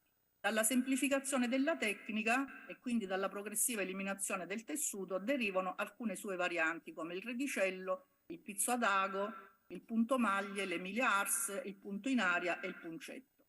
Ora, il ricamo appunto ad ago, per il quale il borgo di Castiglione di Sicilia era rinomato, era già presente in epoche antecedenti all'Ottocento e presenta tutte le caratteristiche del redicello antico, una tecnica complessa che prevede diversi passaggi. La foto dovreste mandare, se è possibile, ecco la foto. Questo è il redicello antico, c'è il redicello modificato. Dopodiché, quindi si parte, questo è il punto, il pizzo ad ago, foto che vedete. Adesso ci vorrebbe la fotografia numero 5 che fa vedere il disegno, ecco il disegno geometrico, dopodiché si passa alla sfilatura dei riquadri sul tessuto e alla successiva definizione dei bastoncini, che andranno a formare dei piccoli buchi rifiniti poi con il punto occhiello e il punto rammendo, e al loro successivo riempimento con elementi ricamati ad ago, come fiori, foglie, bambole, pupi, eccetera, frutto dell'ingegno e della creatività delle ricamatrici. Questa era un'arte antica che si tramandava da madre in figlia da molte generazioni, che è giunta a noi grazie sia alle potenti tradizioni nobiliari ed ecclesiastiche del borgo, che è uno dei borghi più belli d'Italia, che richiedevano questi preziosi manufatti, sia grazie all'esigenza delle giovani donne in età da marito che spesso, non avendo le necessarie risorse economiche, realizzavano il proprio corredo lavorando da sole o in gruppi familiari o di quartiere. All'inizio del XX secolo questa attività del ricamo e indirettamente anche quella della baghicoltura ebbe un notevole incremento grazie alle committenze e alla visione lungimirante di una nobildonna inglese vissuta a Taormina, Miss Mabel Hill, e creò un florido commercio esportando all'estero i manufatti ricamati, veri e propri gioielli locali. Fu tale la diffusione che da allora il punto ad ago prese il nome di punto inglesi. Miss Mabel Hill, che aveva studiato alla Royal School of Needlework di Londra, decise di fondare una scuola di ricamo a Taormina, la Embroidery School of Lace, reclutando le più rinomate maestre di Castiglione di Sicilia che insegnarono l'arte del ricamo a migliaia di giovani fanciulle.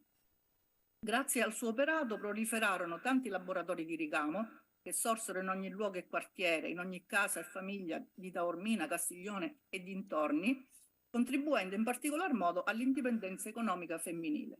Miss Hill contribuì anche allo sviluppo turistico di Taormina con le sue attività promozionali e commerciali, ma le sue motivazioni non erano dettate solo da interessi personali, ma soprattutto da nobili ideali di miglioramento sociale, economico e culturale, di contrasto alla povertà e di formazione civica e morale.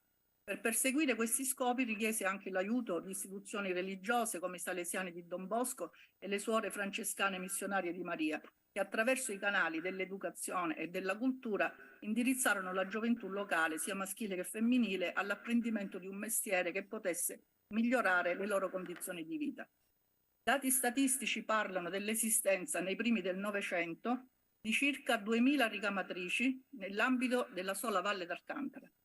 Dal dopoguerra in poi l'arte del ricamo, così come anche la baghicoltura, ha subito un notevole calo, ma è ancora esistente nei nostri territori e in particolare a Castiglione di Sicilia, dove numerose ricamatrici portano ancora avanti questa antica tradizione che rappresenta un patrimonio di conoscenze ed abilità tecniche ed artistiche ad alto rischio di estinzione, nonché anche un particolare modalità di stiratura di questi ricami tramite telai rigidi, che va pertanto questo patrimonio tutelato e salvaguardato attraverso iniziative di promozione sociale come quelle che stiamo energicamente sostenendo, attraverso mostre, convegni, masterclass e corsi di formazione nelle scuole. Riteniamo che vada anche rilanciato attraverso l'implementazione di innovazioni tecniche che propongono il suo utilizzo in altri campi come il settore moda, accessori ed arredamento. Recentemente abbiamo partecipato anche abbiamo realizzato un défilé nell'ambito della prima Naxos Fashion Week proprio per lanciare questo tipo di ricamo in chiave moderna. Ora, per questo motivo chiediamo che venga riconosciuta la sua importanza come patrimonio immateriale dell'UNESCO, poiché ciò contribuirebbe a dare un nuovo slancio dal punto di vista culturale. Ti chiedo di chiudere. Del nostro territorio. Che A tal fine scaduto il tempo, mi perdonate. Abbiamo sviluppato un protocollo d'intesa con il Club UNESCO e altre associazioni operative sul territorio. Grazie mille. Grazie, un caro saluto al Presidente Rino Tindaro di Taormina. Consentitemi anche una comunicazione di servizio che mi è stata fatta adesso. Nel cortile di Palazzo Carignano alle 12:30 ci sarà un concerto dei corni che durerà 15 minuti. Vediamo in avvicinamento come ci comportiamo e poi decideremo se continuare oppure sentire il concerto e poi ritornare qui. Vediamo, insomma, decidiamo work in progress. Torniamo in presenza, Clio Pescetti, Teatro del Boca, I muri che uniscono. Grazie Clio.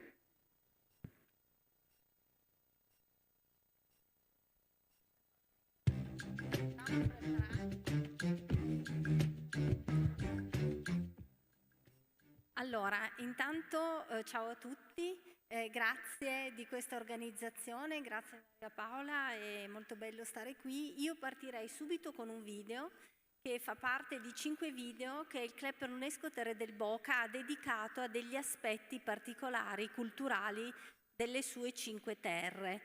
Siamo nell'Alto Novarese, siamo all'interno della riserva MAB del Ticino, Valgrande e Verbano, siamo all'interno del geoparco, il supervulcano della Valsesia, e poi ci siamo noi come cittadinanza che porta avanti tutti i programmi UNESCO. Abbiamo fatto questi 5 video che sono all'interno dei siti dei municipi delle Terre del Boca, sono 5 comuni, sono Boca, Cavallirio, Grignasco, Maggiora e Pratosesia.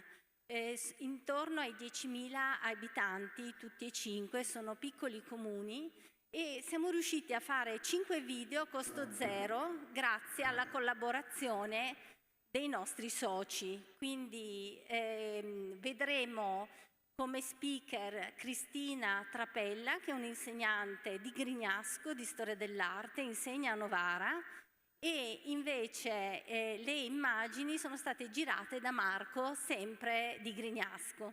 Anche noi abbiamo fatto i QR code e li abbiamo messi vicino alle chiese che abbiamo illustrato. Questo video è generale e vedrete in 1 minuto e 30 secondi che cos'è la Traversania e il famoso santuario di Boca, che è un'opera di Alessandro Antonelli. Noi qui ieri abbiamo visto una mole antonelliana stupenda, perché Alessandro Antonelli è di Maggiora, ok? Quindi Alta Valsese, quindi Terre del Boca. Via il video, grazie.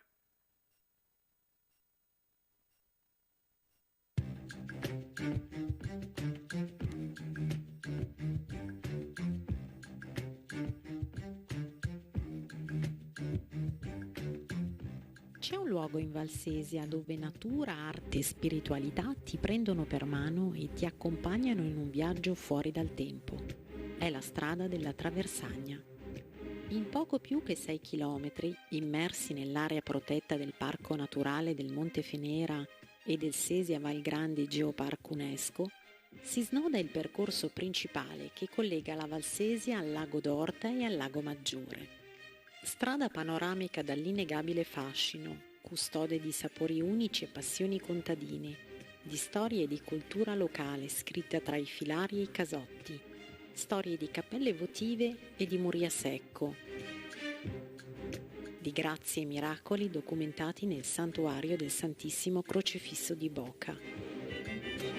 La Traversagna coniuga ed amalgama da sempre le tradizioni agricole e vitivinicole delle terre del Boca, da cui nasce un vino d'eccellenza, il Boca DOC. Le colline della Traversagna sono il naturale teatro di emozioni da vivere all'insegna di armonia e bellezza.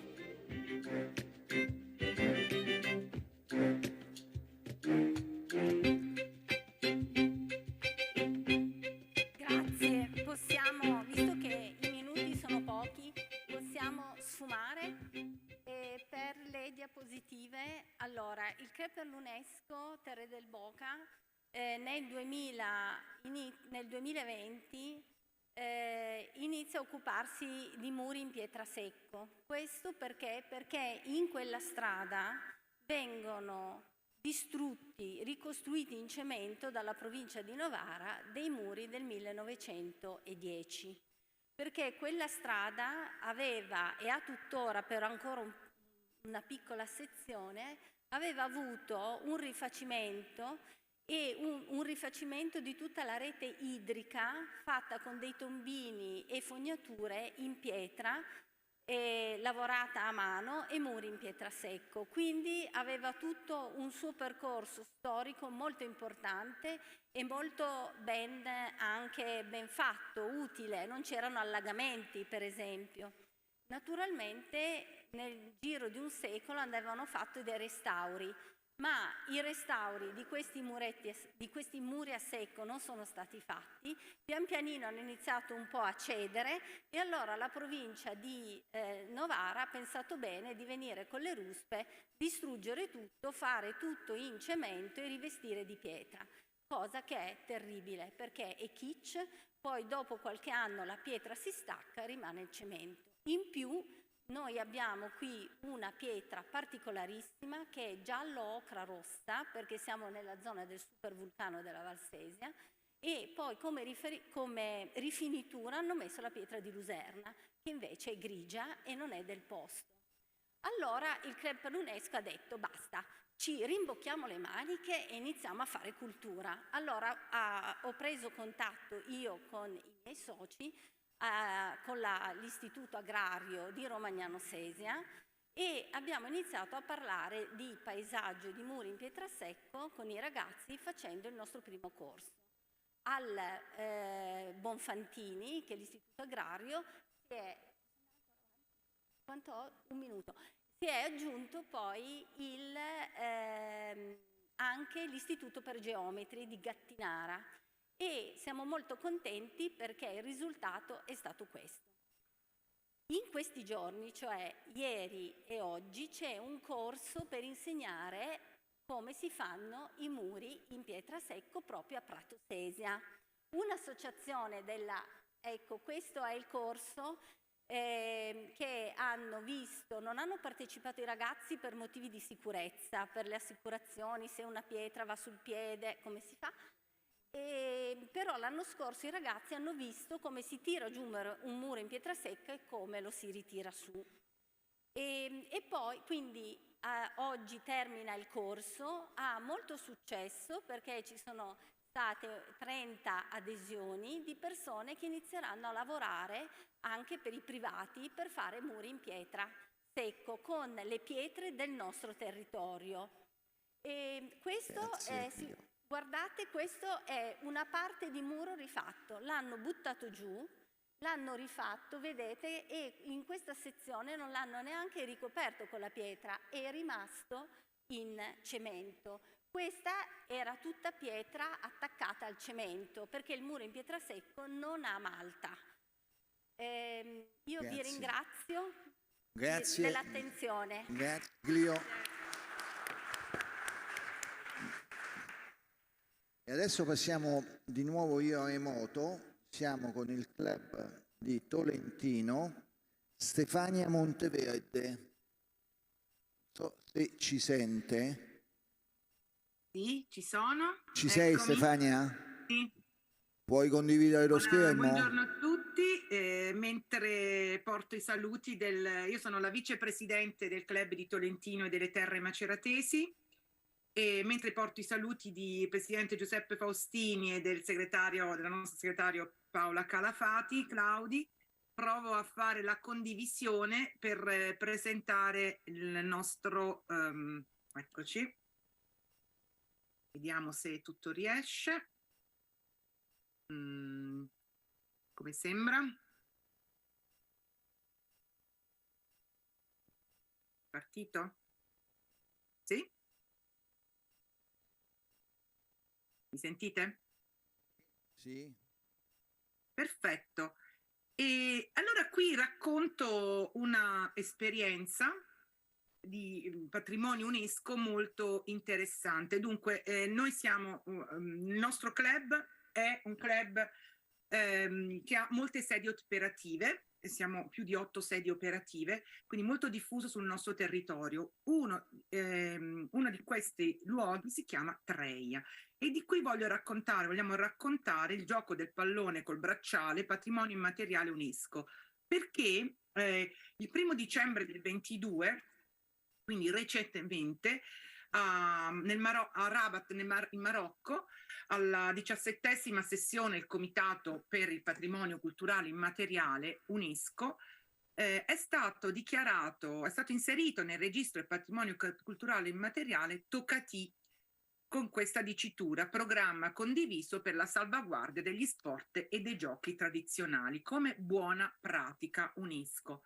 Tocatì è un festival ben noto che conosciamo di Verona, tra l'altro la stessa parola riprende dal termine dialettale tocca a te nel gioco tradizionale. Beh, in quest'ottica che cosa rappresenta? È un festival ma anche una lunga storia di valorizzazione dei giochi storici tradizionali. Ecco, mi sento di dover dire grazie anche all'Associazione Giochi Antichi di Verona, che da anni fa questo grande lavoro fino a candidare i giochi tradizionali.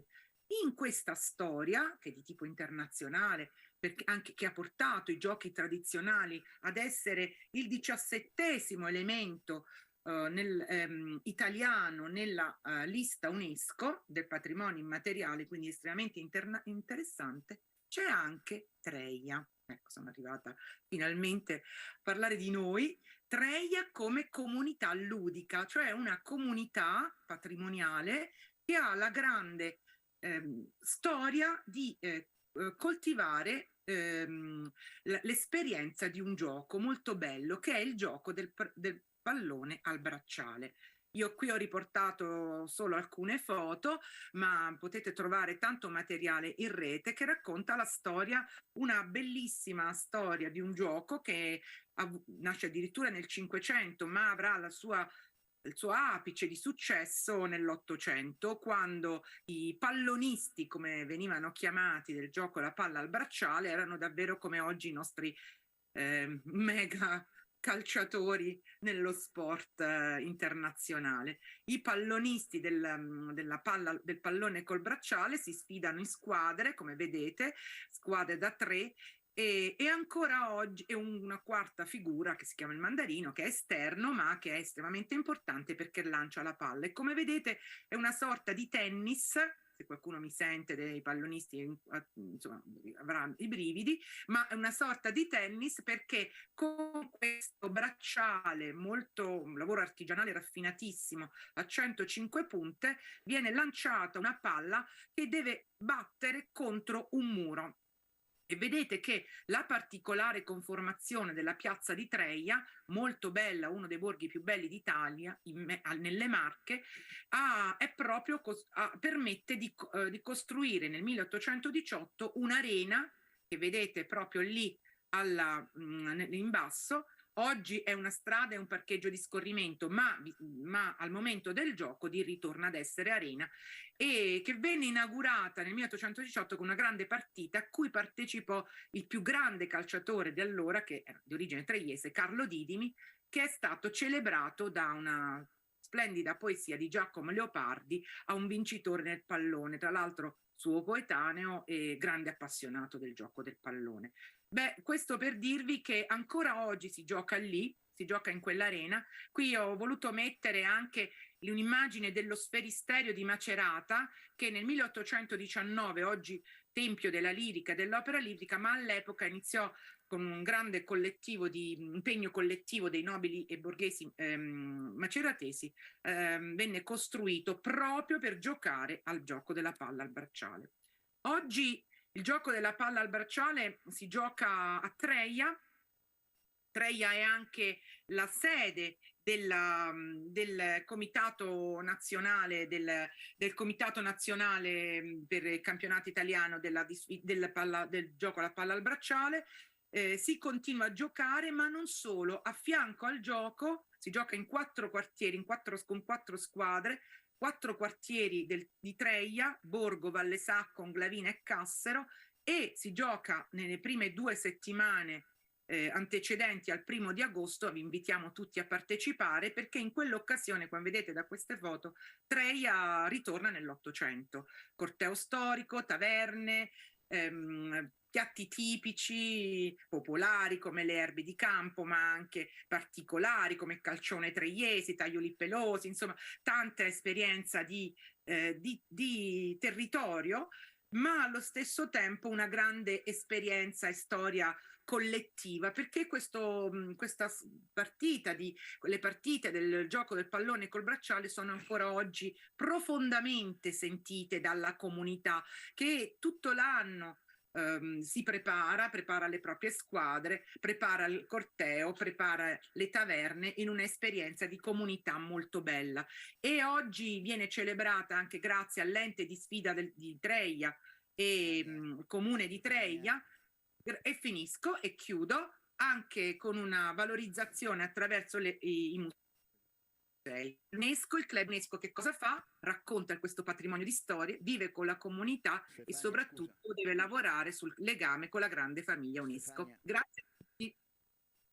Scusa, grazie Stefania, grazie, ho perfetto, è finito la cosa, lascio la parola alla baronessa. Una piccola precisazione prima di andare avanti, forse ne abbiamo parlato ieri, ma risottolineiamo. Il patrimonio immateriale di cui stiamo parlando, l'UNESCO per il patrimonio immateriale prevede una lista rappresentativa, ne abbiamo parlato diffusamente ieri, in cui ci sono tutti i beni scritti, quelli italiani ne abbiamo parlato. Poi c'è una lista rappresentativa di beni che hanno bisogno urgente di salvaguardia, quindi seconda lista, e poi c'è un registro, il Tocatì di cui si è parlato, è un registro di buone pratiche di salvaguardia. Nel 2022 è stato inserito il Tocatì, è un elemento transnazionale, tutti i giochi e gli sport tradizionali. Ecco, quindi ora abbiamo parlato di un bene nel registro di salvaguardia. Grazie. E casa ha voluto che l'anno scorso, mentre eravamo a Verona, fu proprio battezzato il Tocatì nella lista. Bene, un piccolo cambio, ne registro,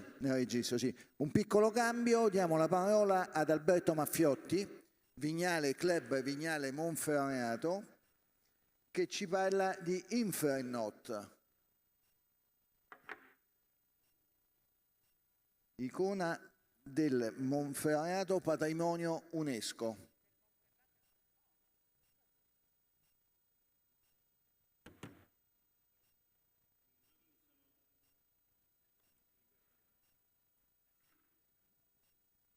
C'era forse anche un video che deve partire, parte quando volete? Sì, deve essere acceso.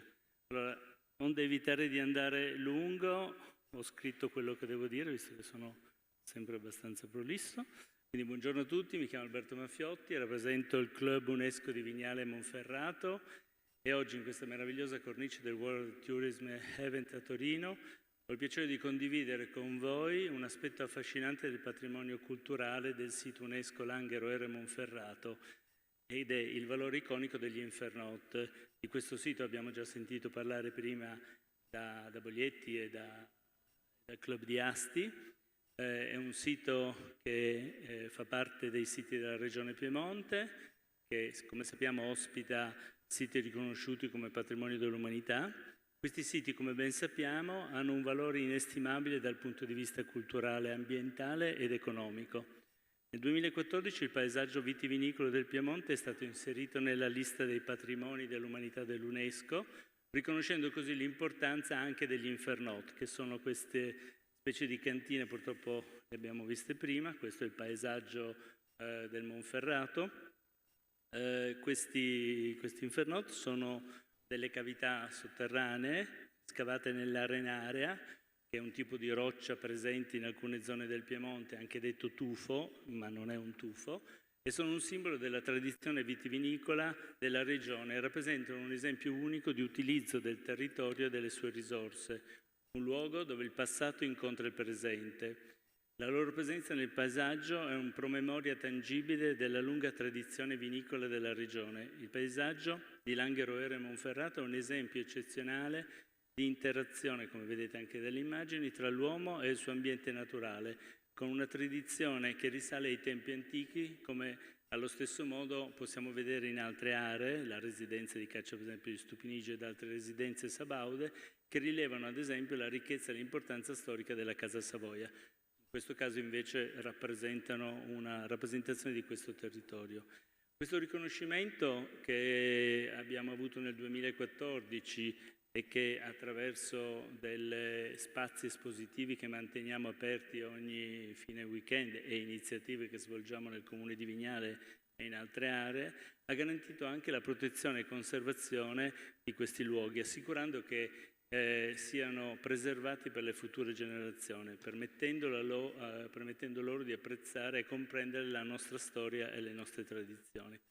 I siti UNESCO, e in particolare questo di cui facciamo parte, hanno anche un impatto significativo sull'economia locale, attirando turisti da tutto il mondo. Il turismo può portare benefici economici chiaramente per tutti diretti, come l'aumento della spesa dei visitatori, e benefici indiretti, come la creazione di posti di lavoro e l'incremento delle attività locali.